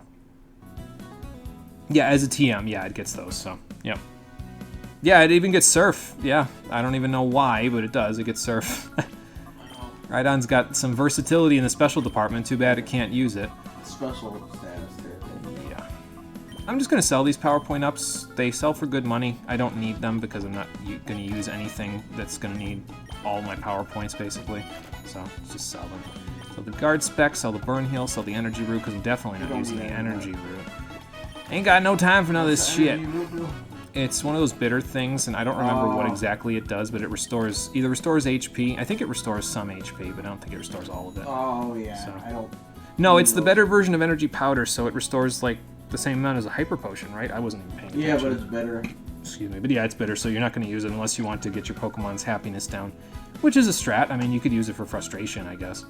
Yeah, but... I used to do that in competitive on normal types that would normally have return in their moveset, because then most people don't bother to reduce their happiness and Showdown's little team builder to 0. So that means if they use like a Ditto and they imposter to you, their Ditto still has 255 happiness. So they'll use frustration and it'll do like no damage at all. That's one of my little neat tricks that I used to do in competitive to make it so that normal types could not get cucked by Ditto. You don't get cucked by Ditto very often, but it's happened before, so I decided, you know what, let's make this a little bit of a moot point by doing exactly this. So, Surf you knew about. Flamethrower, though, yeah. Well, it's got a big old dragon-looking mouth, I guess, so I guess I can spew hot fire out of it. Battle CD40, Kanto versus Hoenn, Side A. Which region will boast superiority? Answer, the one that I'm using. Alright, we got Venusaur, Charizard, and Blastoise versus Sceptile, Blaziken, Swampert. Single battle with unlimited turns. Oh, I have Sludge Bomb. That's really helpful for Sceptile. Frenzy Plant. Yeah, you got Frenzy Plant, Blast Burn, and Hydro Cannon. Oh, yeah. I'm not sure that I'll use those. I might use them to type advantage the other ones, but I know I'm going to Sludge Bomb Sceptile. Sceptile, I used one in our last stream. And then, I mean, I guess you could just switch out the Charizard and use Aerial Ace because Charizard... No, Charizard's good against Blaziken too, but with Rock Slide, maybe not. Maybe I'll switch out. Yeah. Because of Aerial Ace. Speaking of Sceptile, when we did our Pokemon Versus, that was my starter. Oh yeah, that's right, because did Cole use Swampert? Because I used Blaziken. Yeah. So you used Sceptile. I forgot about that. So. It wasn't bad. No, it's a good Pokemon. I like it. It's good, it's just I didn't know what I was doing. Stream. Well, I mean, we were all younger. We didn't have as much competitive experience, so it was kind of just us faffing around. I don't do competitive Pokemon anyways, but... Yeah. You just use Smogon to look up my team's weaknesses. No, I didn't. I didn't even look at Smogon. Yeah, I'll believe that when I see it. I didn't even know you were going to put Assailants in your team till... I told you before I started the stream, though. I just felt like having a Ludicolo. No, it's fine. I'm just messing with you. It's okay. Yeah, no. I didn't feel like... Ludicolo was one Pokemon I wanted on my team anyway. I wanted it. I'm going to go for the Gusto. Let's use Sludge Bomb. Because apparently he's not using Aerial Ace just yet, so it's fine. I felt like putting one on my team. I just felt like they had good typing at set. Yeah. After I picked Blaziken, I was like, you know what? I need a water type, but I also need something that can cover other types. Right. So it fit perfect. I gotta tell you, I like Venusaur as a Pokemon, but I've never been a big fan of its old models in like Stadium 1 and 2 and all that. It's just the eyes, man. When it gets those like cracked veins in its eyes, it just looks like it's bugged out of its mind, and it just bothers me. Ugh. That's one switch that I prefer that Game Freak did from Gen 6 and above, where Venusaur no longer has the veins crackling in its eyeballs. Because that's just gross. Yeah, what the fuck is with Venusaur's eyes? Indeed. Apparently it gets really angry, and when it gets really angry, its eyeballs just crack like that, so... I'm just gonna use Earthquake. Oh, it's bulking up. I probably should use Hydro Cannon. It does. It looks cracked out when it attacks, and I don't understand why, but... That's a HAL Laboratory special right there, so whatever. Okay. Yeah, Hydro Cannon probably would help. Yeah, I think Hydro Cannon has 90% accuracy, though, so I usually don't like relying on it, but I guess in this particular case, I might have to. There we go. Oh, look, it fires out of the cannons! Take that shit, Game Freak! Why would they ever do that to Blastoise? That's the point of the cannons, man.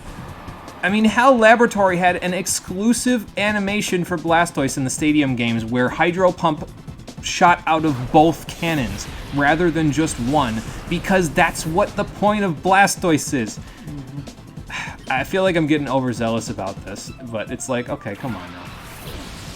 Yeah, it did, and it even used both. It's like, come on. What the hell, Game Freak. Alright, Frenzy Planet, go. Go get him! Cracked out of my mind again. But that works. The other side of the CD is probably going to be a little bit of a pain in the nutsack, though, because they've got the elemental stuff and coverage moves. I mean, I guess Blaziken had a coverage move, but didn't use it. So did Sceptile, but didn't use it. So let's take a look at what the other side looks like, and we'll see how we do, and then we'll go from there.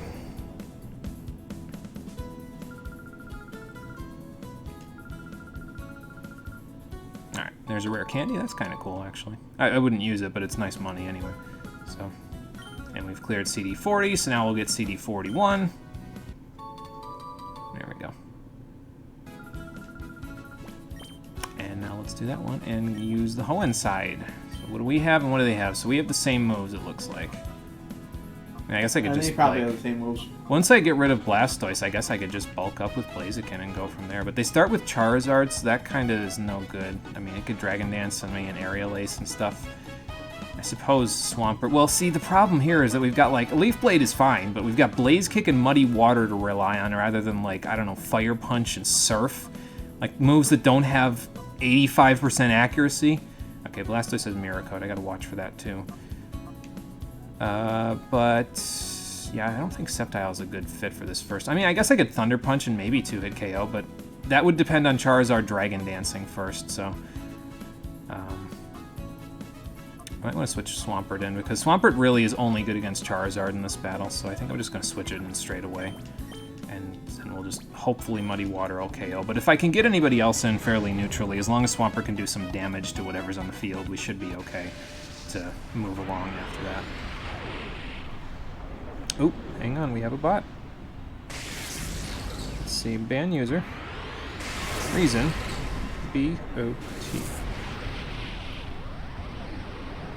I do not want to buy followers. Who the fuck would buy followers? That's so like, stupid. what the fuck? That's as stupid as a real money transaction in an MMO.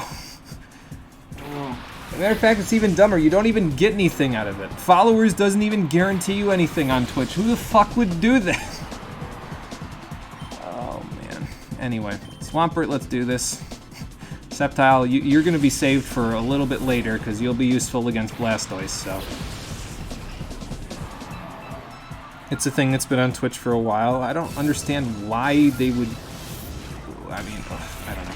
I don't think I would understand any of that stuff. That stuff seems beyond me. I don't know. Maybe it's just me. I mean, I could Ice Beam. That would work neutrally, but I'm just going to Muddy Water. It's fine. I don't think that Ice Beam would do enough because I don't get stab out of it. I knew this was going to happen. Okay, now he's Dragon Dancing, so he can Aerial Ace me. I mean, I guess that's fine. Because Muddy Water should 2-hit KO. Might even 1. It kind of just depends on how bulky this Charizard is. Yeah, I kind of figured it would 2-hit KO. That's okay. You use Dragon Dance and then Bite, though. Like, what? This isn't Gen 4. You can't do that. Just use Aerial Ace. You would probably still KO me. So, whatever. It's dead. I don't care. I don't know what's happening, and at this point I don't really care that much. I gotta tell you what, though. They were really onto something in Gen 1 when they gave Charizard Fire Flying typing. Like, that's a really good typing for a starter to have. So, so Stab puts it at 150.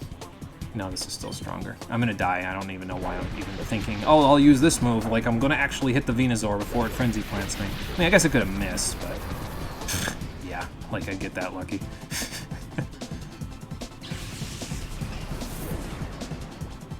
Alright, so now we got a Venusaur, so let's get Blaziken in here.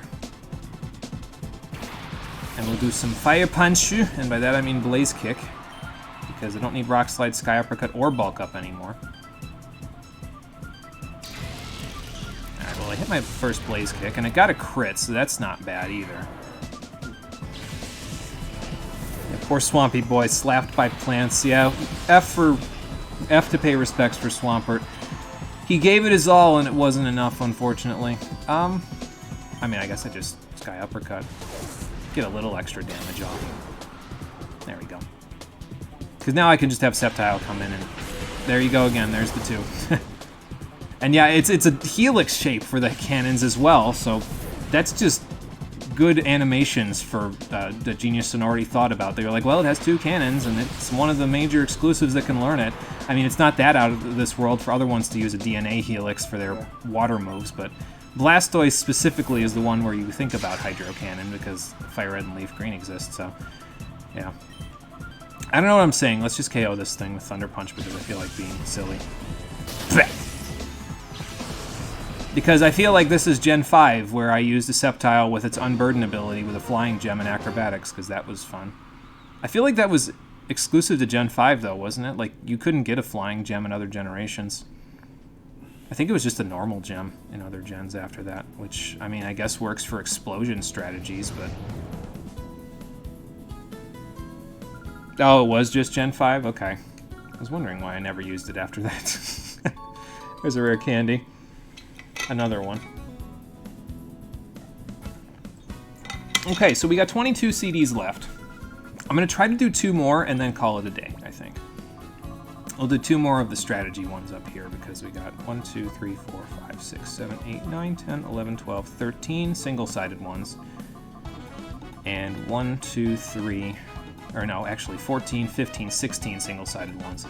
And then 1, 2, 3 double-sided ones left to do. Now, CDs 46, 49, and 50 are going to be the last 3 that we do. But if I do these, I mean, I got 20 left. Maybe if I like have problems, I guess I'll just demonstrate them because I want to show all 50 of them if I can, but we'll see how it goes. Let's slip the Houndoom, 3 stars of difficulty. Time for a quick change artist. Oh boy, let's see what we got here. Wobbuffet, Bayonet, why not? Okay, so Wobbuffet has Shadow Tag, so I can't switch. Salamence with no attacking moves. Oof. Oh, okay, I see. So I can just Ice Beam my own Salamence then with Dusclops, and that'll just get rid of the problem with Shadow Tag, because then I could just bring Houndoom in, and then Dusclops and Houndoom can clean up. Okay, fair enough. Excuse me. Yeah, that's kind of silly, but, you know. Hey, if it works, it works. Yeah. Minus the normal gem, type gems were removed, probably outlawed by some in-universe organization or something. Yes, probably Silphco. They couldn't corner the market on gems, so they were like, nope, gone, outlawed. They mined all of the gems and hoarded them for themselves until they could sell them for a profit. And the normal gem was exclusive to the October 2014 Diancie for people in North America for the distribution. Ah, okay. Yeah, see, I never used gems outside of Gen 5, so I didn't know what was and wasn't exclusive. I just remember using them in the very small amount of Gen 5 competitive that I played at the very end of Gen 5's lifetime. And then I did Gen 6 competitive shortly into that. Yeah, you could usually only get 1, yep. I mean, that makes sense to me. Now, this actually shouldn't be too bad, because here's my thought process, right, is that let's see, so Houndoom doesn't care about... I mean, I guess I could just do something for Bayonet, like maybe Scary Face it. It doesn't have a lot of speed anyways, but maybe I'll make it slower than Dusclops so Dusclops can Shadow Punch it. Because basically I want to have Dusclops use the Shadow Punches on Wobbuffet at first, and KO the Bayonet next turn with Houndoom. because Bayonet probably has a Ghost-type move that it can use. I didn't actually even look that hard, but it probably has a Ghost-type move that it can use on Dusclops. So, okay, I guess it has Knockoff. That's fine. But basically, Shadow Punch cannot be countered because Dusclops is a Ghost-type, so counter doesn't work on it. Same thing with Houndoom. Mirror Coat can't work on Crunch because it's a Dark-type, so Psychic-type moves don't work. Even Mirror Coat in this case. I think in later gens they fixed that, but I'm not 100% sure about that, so... Sorry, Salamence, you didn't get to do a whole lot, but your Intimidate actually probably will help Dusclops live if Bayonet has a Shadow Ball or something. You think Game Freak thought that gems were a mistake? I mean, it's possible, yeah, for sure. Alright, so now we Shadow Punch. I guess I could Will-O-Wisp, too, to get a little residual damage on the Wynot and the Wobbuffet, but they just safeguarded, so I don't think that's going to work. This is probably the right move, though, is getting that done first, so that way Bayonet can't do anything to me. And then we just get rid of these other two, and we're good to go. You love how these CDs that have you attack your own Pokemon aren't really viable strats. Yeah, not even remotely, yeah. It's okay, though. Alright, so Wobbuffet should go down to a Shadow Punch and Crunch combo. And then we just got Wynot after that, and we're good. I'll see how hard the next couple of battle CDs are, because we could go for a little length on today's episode just to get to the point where I know for sure we'll get the other ones at least showcased, but ideally in a better situation done on tomorrow's stream. So maybe I'll just go for a little length. It's okay. I did a 3-hour and 15-minute stream for the first half of Citadark Isle, although it was more like the first... Well, it was the first half based on the fact that the credits were rolling. It was more like the first 2/3. So, but, you know. Because, I mean, these single-sided ones, they're usually just like puzzles, and if you figure out the puzzle, it's usually not too hard to just do it in battle and then go from there, like, as you can see. It's usually the ones that are double-sided that are a little more free-form, and so they take a little longer to do. Not always, but sometimes.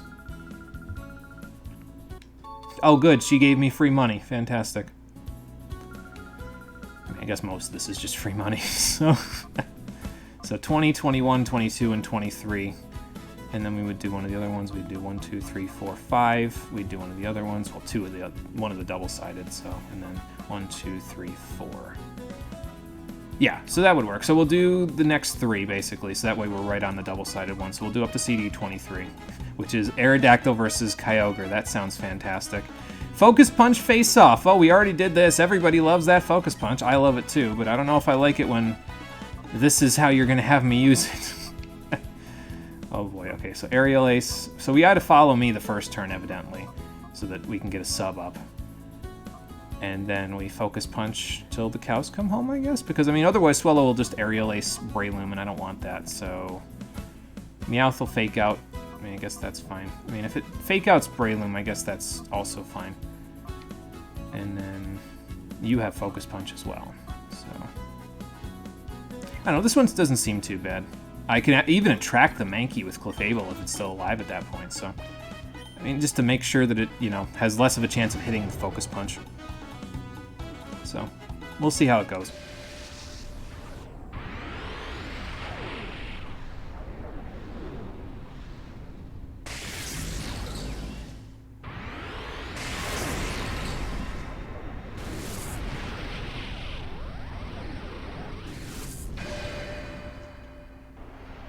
And then we'll do 2 more, and then that'll be it for today. Alright, so Swellow and Meowth. So I'm getting Fake Outed. Probably Breloom is going to get Fake Outed first turn. So, I mean, I guess I could just sub up. Try to Spore some things. Maybe Spore one thing. Although, really, if I do a Follow Me the first turn, then it doesn't matter if Meowth Fake Outs, because Breloom won't get Fake Outed. So, I suppose I could have used that to put Swellow to sleep, couldn't I? Well, too late now. Too late now. How much does this do? Probably like half. Oh, okay. Clefable can tank it. That's fine. Not a lot. Alright, so now whether or not Meowth can do 30 with Payday, well, actually Swellow would go first, but then it could still do Payday to make me lose my focus, so I don't think I want to do that. So I'm just going to Focus Punch it and use Follow Me until the cows come home, and then I'll just attract the Mankey next turn when it comes out. Because I'll have a sub up still, so it won't matter so much that it won't matter so much that I'm not using Follow Me, basically. So. I do wish I got the coins after this, but, I mean, that's not really happening, so, you know. Give me them coins, that would be nice, but it isn't happening, so. Goodbye, Swallow. And to be fair, this Breloom is almost the set that I basically said, oh yeah, I use this in competitive, or would use it in competitive, but it's not, so. Alright, so most likely Mankey is, I mean, Attract is there instead of a Grass-type move, but it doesn't have the best special attack in this gen, so that's why it is there. So I'm going to get rid of Mankey this turn, I think, with, no, actually I'm going to get rid of Meowth with the thing, because I don't want it to do. Well, it depends on how this goes with the substitute. I'm just gonna do this and hope that it works, because I mean it's focusing, obviously, and that's fine, but okay, so will that do enough to break my sub? Because that's kind of unfortunate if it does. It does not. Good. So now we attract the Mankey to maybe get away with it. It probably won't be necessary next turn, but we'll get rid of the Meowth anyway. And there goes Clefable. Goodbye. Sorry. Oh, for Breloom. Okay, that's fine, I guess. Because I'll just Follow Me next turn and then just Focus Punch again. Because this will get rid of Meowth. I'm doing your Elite Four right now. Oh, you're doing the Elite Four and Sapphire? Okay, there you go. Seeing what happens. I should be able to whoop him. Yeah. Easily. And then we Follow Me to make sure Breloom can focus. Although if Breloom goes first, so I don't even have to Follow Me. So. Hey, Nitro! How you doing? Welcome. What the hell? You're still streaming? Yeah, still streaming. I'm going a little over the 3-hour mark today because I want to make sure I get all these battle CDs done and get all the things I want to do done tomorrow. I have to get it all done before the end of tomorrow's stream because on Thursday I get my wisdom teeth out and I don't want to be... I need a day on Wednesday to get prepared for that in terms of like my supplies. So going for a little added length today. We might end up going for 3.5 hours, but that's okay. Oh well. Should learn how to make your own beef jerky so you can stop paying for it. That would be pretty fun. Yeah. I mean, it'd probably be pretty good once you made it. It'd probably be a little better than the ones you get from the vendors and stuff, because those have a lot of salt in them, too. I know, they really do. And for clearing that CD where Focus Punch was the, well, for lack of a better word, focus, you get TM1 Focus Punch. So if you wanted to use it, there you go. I'll be fine, Nitro. Don't worry about it. It's just, they're just going to put me under a little anesthetic and they'll pull them out. I'll have to stick gauze in my mouth for like 3-4 days, and then I should be... Well, actually, probably for the first week I'll need gauze in my mouth, but I'll have to replace it like every couple of hours the first couple of days, but, you know. I'll be good, Nitro. Don't you worry about me. Bayonet and Plusle for Battle CD22. A surprisingly good pair of friends. Interesting. Let's take a look.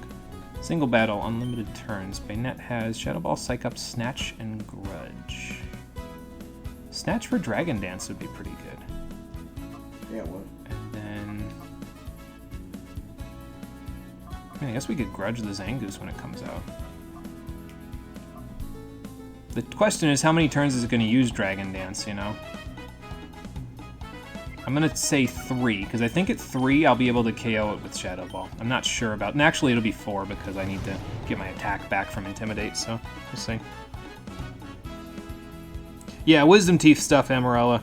The bottom two are compacted. They are in sideways. They are currently not really... I mean, they're pushing on the teeth, but they're not pushing on them to the point where I feel any pain. So that's good. They said to get them out before that as a form of like preventative measures, basically. So I said, yeah, that's a good idea. So the bottom two are compacted. They're coming in sideways. One of the top ones has super erupted already, so it's actually out of my gums. I mean, hell, it would probably just slide out if I left it for a few more years, but they said, no, you don't want to take that chance. I said, okay, that's probably fine.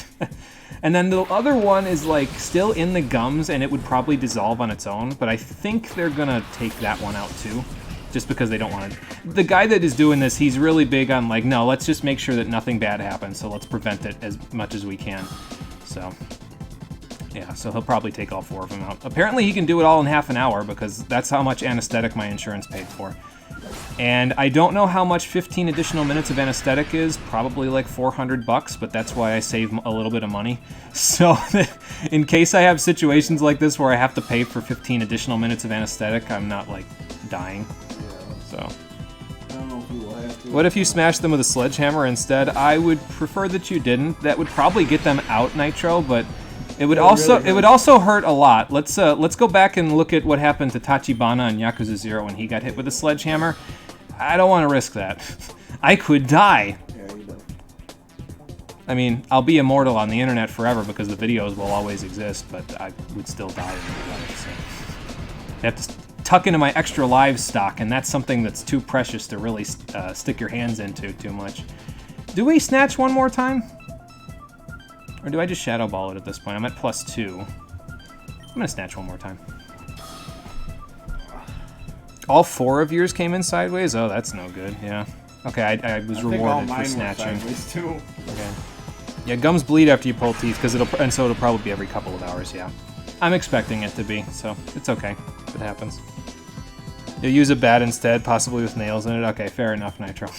That won't hurt nearly as much, I think. You have an extra life stash? Don't tell anybody. I mean, it's on the internet forever now, but don't tell anybody.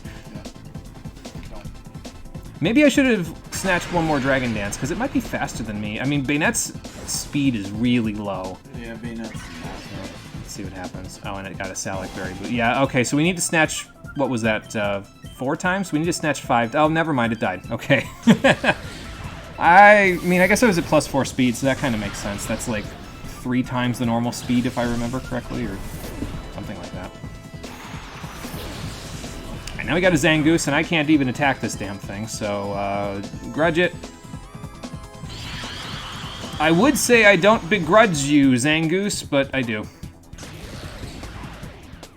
You can use 10-gauge Magnum Buckshot for me. I mean, that would put me out of my misery really quickly, so... Oh boy. Is this an unlimited turn battle? Yeah, I think it's unlimited turns. I haven't fainted yet, so, you know. You sometimes steal some of my extra lives, they're pretty useful. Or don't worry about it, Nitro. Don't worry about it. I got a method with that. Do I Encore here, or do I just charge Thundershock? Does it even have any attacking moves at this point? I mean, probably, right? I'm just gonna Encore because probably, okay, it's gonna Sword Dance, that's fine. But yeah, then we just charge Thundershock and it goes from there, I guess. It'd be nice if I was, well, actually, no, I don't want to be a little, well, no, if I was faster, I could, like, charge and then Encore, and then it would never be able to stop Swords Dancing, and it would be stuck in that forever. You want to talk about a hell loop, there you go, but, well, I'm slower than it, so, you know. You can use a 50 caliber Barrett if I'd like. Well, again, that would also put me out of my misery, so... I mean, if you want to use a gun to put me out of my misery from getting my wisdom teeth pulled, then that's your prerogative. You could do that if you so choose. Because it would be effective at putting me out of my misery. I would no longer feel pain if you shot me with the gun. in the part of my body where the wisdom teeth are being pulled, I would no longer feel pain. The reason why is up for debate, but, you know. So, yeah, it'll get the job done pretty quick, yeah, for sure. A nice crit plusle. Alright, well, that actually worked pretty well. We didn't have plus and minus, but, you know. Alright, one more battle CD and then we'll call it a day, I think. Because then I'll have, I'll count how many we have left after that, so. Yeah, that is true, no more pain. If that's the goal, then there you go. So. This is the one that's Kyogre versus Aerodactyl, though, right? So this is going to be like a... They're probably going to give me like a bunch of stalling moves or something and make it so that Kyogre's slower than me. Just judging by the name. Because there's no way in hell Aerodactyl is living through anything Kyogre does in the rain. But it says wait out the storm too, so probably. Let's see. Level 49. Why am I 49? Protect, Substitute, Ancient Power, and Rest. And I have a Chesto Berry. Yeah, it's definitely telling me, hey, protect and sub, and then rest up when the... Oh, okay, because Aerodactyl has Pressure as its ability, so Hydro Pump and Thunder will lose their power points eventually. So he's got like 3 Hydro Pumps and then 5 Thunders. And then I can probably live through a few Double Edges, so So basically I protect and sub, and then I rest and chesto, and then I protect and sub until it's out of move. So basically I gotta wait out 8 turns, and then I can kill it. So, okay. At least I think Thunder has 10 power points. I forget. Might have 5, but... Don't worry, Mono, we'll revive you. I mean, yeah, I did just say I had an extra life stash, right? So you could revive me after you put me out of my misery with that. And then you just revive me and it'd be like, oh, okay. No more pain.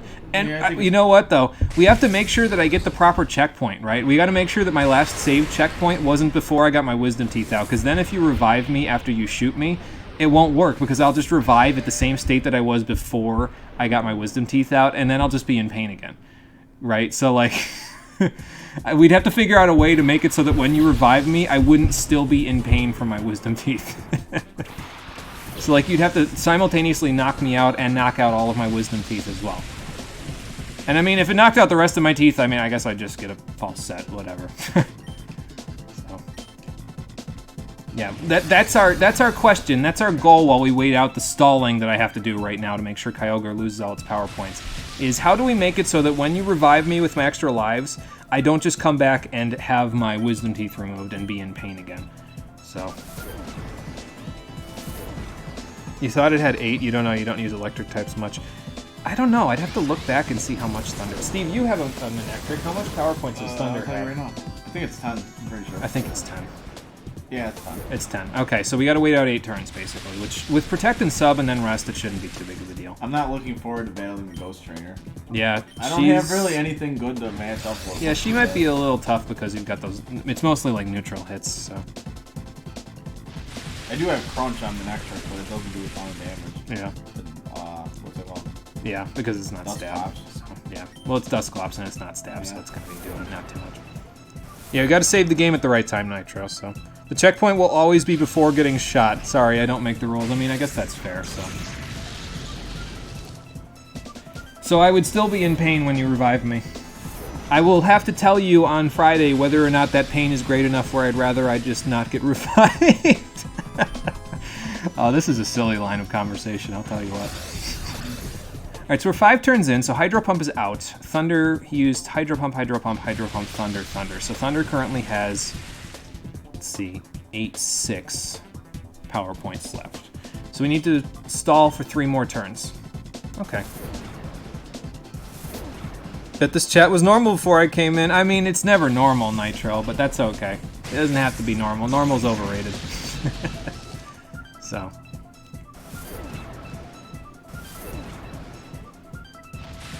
Now, will I be able to sub again, or is that it? Am I out of subs? I don't know. We'll find out in a second.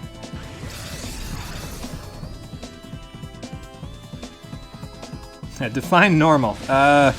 Normal is subjective, so I don't know that I can adequately define it. So, it's turn 8. Can I sub again? Or do I just double protect and hope that it works? I'm just going to try subbing again and see what happens. Okay, it worked. Cool. Oh, I have 1 HP left. Thank you, Genius Sonority. You know what you're doing with these battles. Okay, so now he's out of power points and all of his super effective moves. But I can rest before he double edges me, and I can just go from there, so... Because I have a Chesto Berry, so I'll just get it back, and then I can just Ancient Power myself up. Normal, an average day in Mono's attic. Don't ask how you know that. Nobody's got to know. It's fine. Okay, so I don't want to sub because he'll still deal enough damage with Double Edge to KO me with that. Or to KO my sub, not KO me, but KO my sub with Double Edge. Because Kyogre is Uber, so of course it's got enough attack to... I mean, I guess it's Double Edge, and I don't have the best defense, but, you know. I mean, that does alright. Now, if I get a boost, that'll make this very nice, but I might need to rest again, depending on how badly it goes with Double Edge. So that did 36. Okay. So, maybe... I don't want to rest again, though, because then it takes 2 turns, so... If I'm going to rest again, I'm going to do it next turn. So, and yeah, I think I'm going to have to be honest.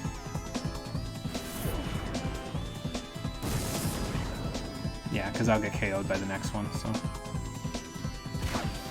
don't like the term normal. You feel like it's misused a lot. Yeah, I mean, it gets thrown around a lot, but it's like normal is subjective and relative. Like if you want to talk about general relativity in any sense, normal is where general relativity applies because it's based on the observer, you know. So might smell you cooking some meth or meat. I'm cooking meat up there. I mean, I can't tell the difference. So whatever you're doing, it's working. So. Probably better off if you got the start boost from stat boost from Ancient Power. Yeah, definitely better off if I could, but evidently it didn't work. It's okay. I'll just rest it off. It'll knock itself out, basically. By the time I wake up, I'll be able to Ancient Power it and then knock it out, so. Mono knows a thing or two about cooking meth. I know a thing or two about cooking weed, or making weed, as it turns out, because as you may recall, I was the weed lord of the universe back in Gothic 1 and 2. We may not necessarily have liked Gothic 2 very much, but I was the weed lord, so. That was one of those things in Gothic where it was just like, I can't believe they would let me do this, you know? So. Alright, now we wake up, because rest only takes 2 turns, and then we Ancient Power and we win. So stall war, but it worked, so. Gothic 2 was so long ago, that's true. It's been a long time since I played that. I'm still not over my PTSD from Gothic 3, though, I can tell you that much. I had to hide it in my Steam library so I wouldn't have to look at it every time I opened Steam. That's how bad it got. So. Yeah, and selling it, indeed, yep, because it was the weed lord. Can't forget selling it, yeah. It's kind of important, we gotta make that money so we can make more weed. True. And we got a mental herb out of that battle. So that'll actually cure you if you get, like, attracted or anything like that. Is it confusion, too? It might even be confusion. Might be, I don't know. I'm gonna look right now. I haven't used a mental herb, so I don't know. No, it's just infatuation, so it's just if you get attracted. I'm not gonna use it. I'm gonna sell it right now, but that's okay. And how many battle CDs do we have left before I sell these? 1, 2, 3, 4, 5. So we'll do that next round of the single ones. 6, 7, 8, 9. Okay, 9, and then 10, 11, 12, 13, 14, 15, 16, 17, 18. So we got 18 CDs left. I think that's doable, even if we just view them, like the double-sided versions because they're too luck-based or too hard or something like that. Even if we just view them, I think we should be able to at least get all the puzzle ones done for the next episode of Pokemon XD Gale of Darkness, the Stream Edition, which will be happening tomorrow at 4:30 p.m. Eastern Standard Time. I wasn't sure if I was going to make that part of the outro, but I think I should be able to save this pretty quickly after this, so then it should be fine. Just get rid of it. 50 bucks in my pocket, whatever. I can buy more vitamins. So yeah, that's going to do it for today. We went for a little longer than usual, but we will get all these battle CDs done, or at the very least viewed, depending on how RNG bullshit it goes, but we'll see when we start up tomorrow's stream. So thank you for watching, everybody. I appreciate you coming out to Twitch and YouTube to check out the stream, and I will see all of you on the next one tomorrow, the last one of the year, at 4:30 p.m. Eastern Standard Time. We'll also purify the rest of our Shadow Pokemon and check a few other little things out. We'll do one panel bingo, and we'll view the secret ending. So until tomorrow, everybody, when we do all of that, take care, and have a good one. Let's see, 2 years? Has he played GTA San Andreas yet? No. Unfortunately, no, Nitro. I'll get to it one of these days. I swear to you I will. So, you have shelves in Steam. Closest you'll have to a bookshelf full of games. I mean, that's fair. Probably a little easier to, you know, move around because it's in the cloud, so, you know. Yeah, I did. I got an herb while we were talking about weed. It's like the game knew. It's like serendipity. Fantastic. It was a cheap plant. I guess I'm not the weed lord in this game. To be fair, Mikey is pretty young, though. It's kind of hard to be the weed lord when you're 13. The cops kind of frown down on that a little bit. Oh, man.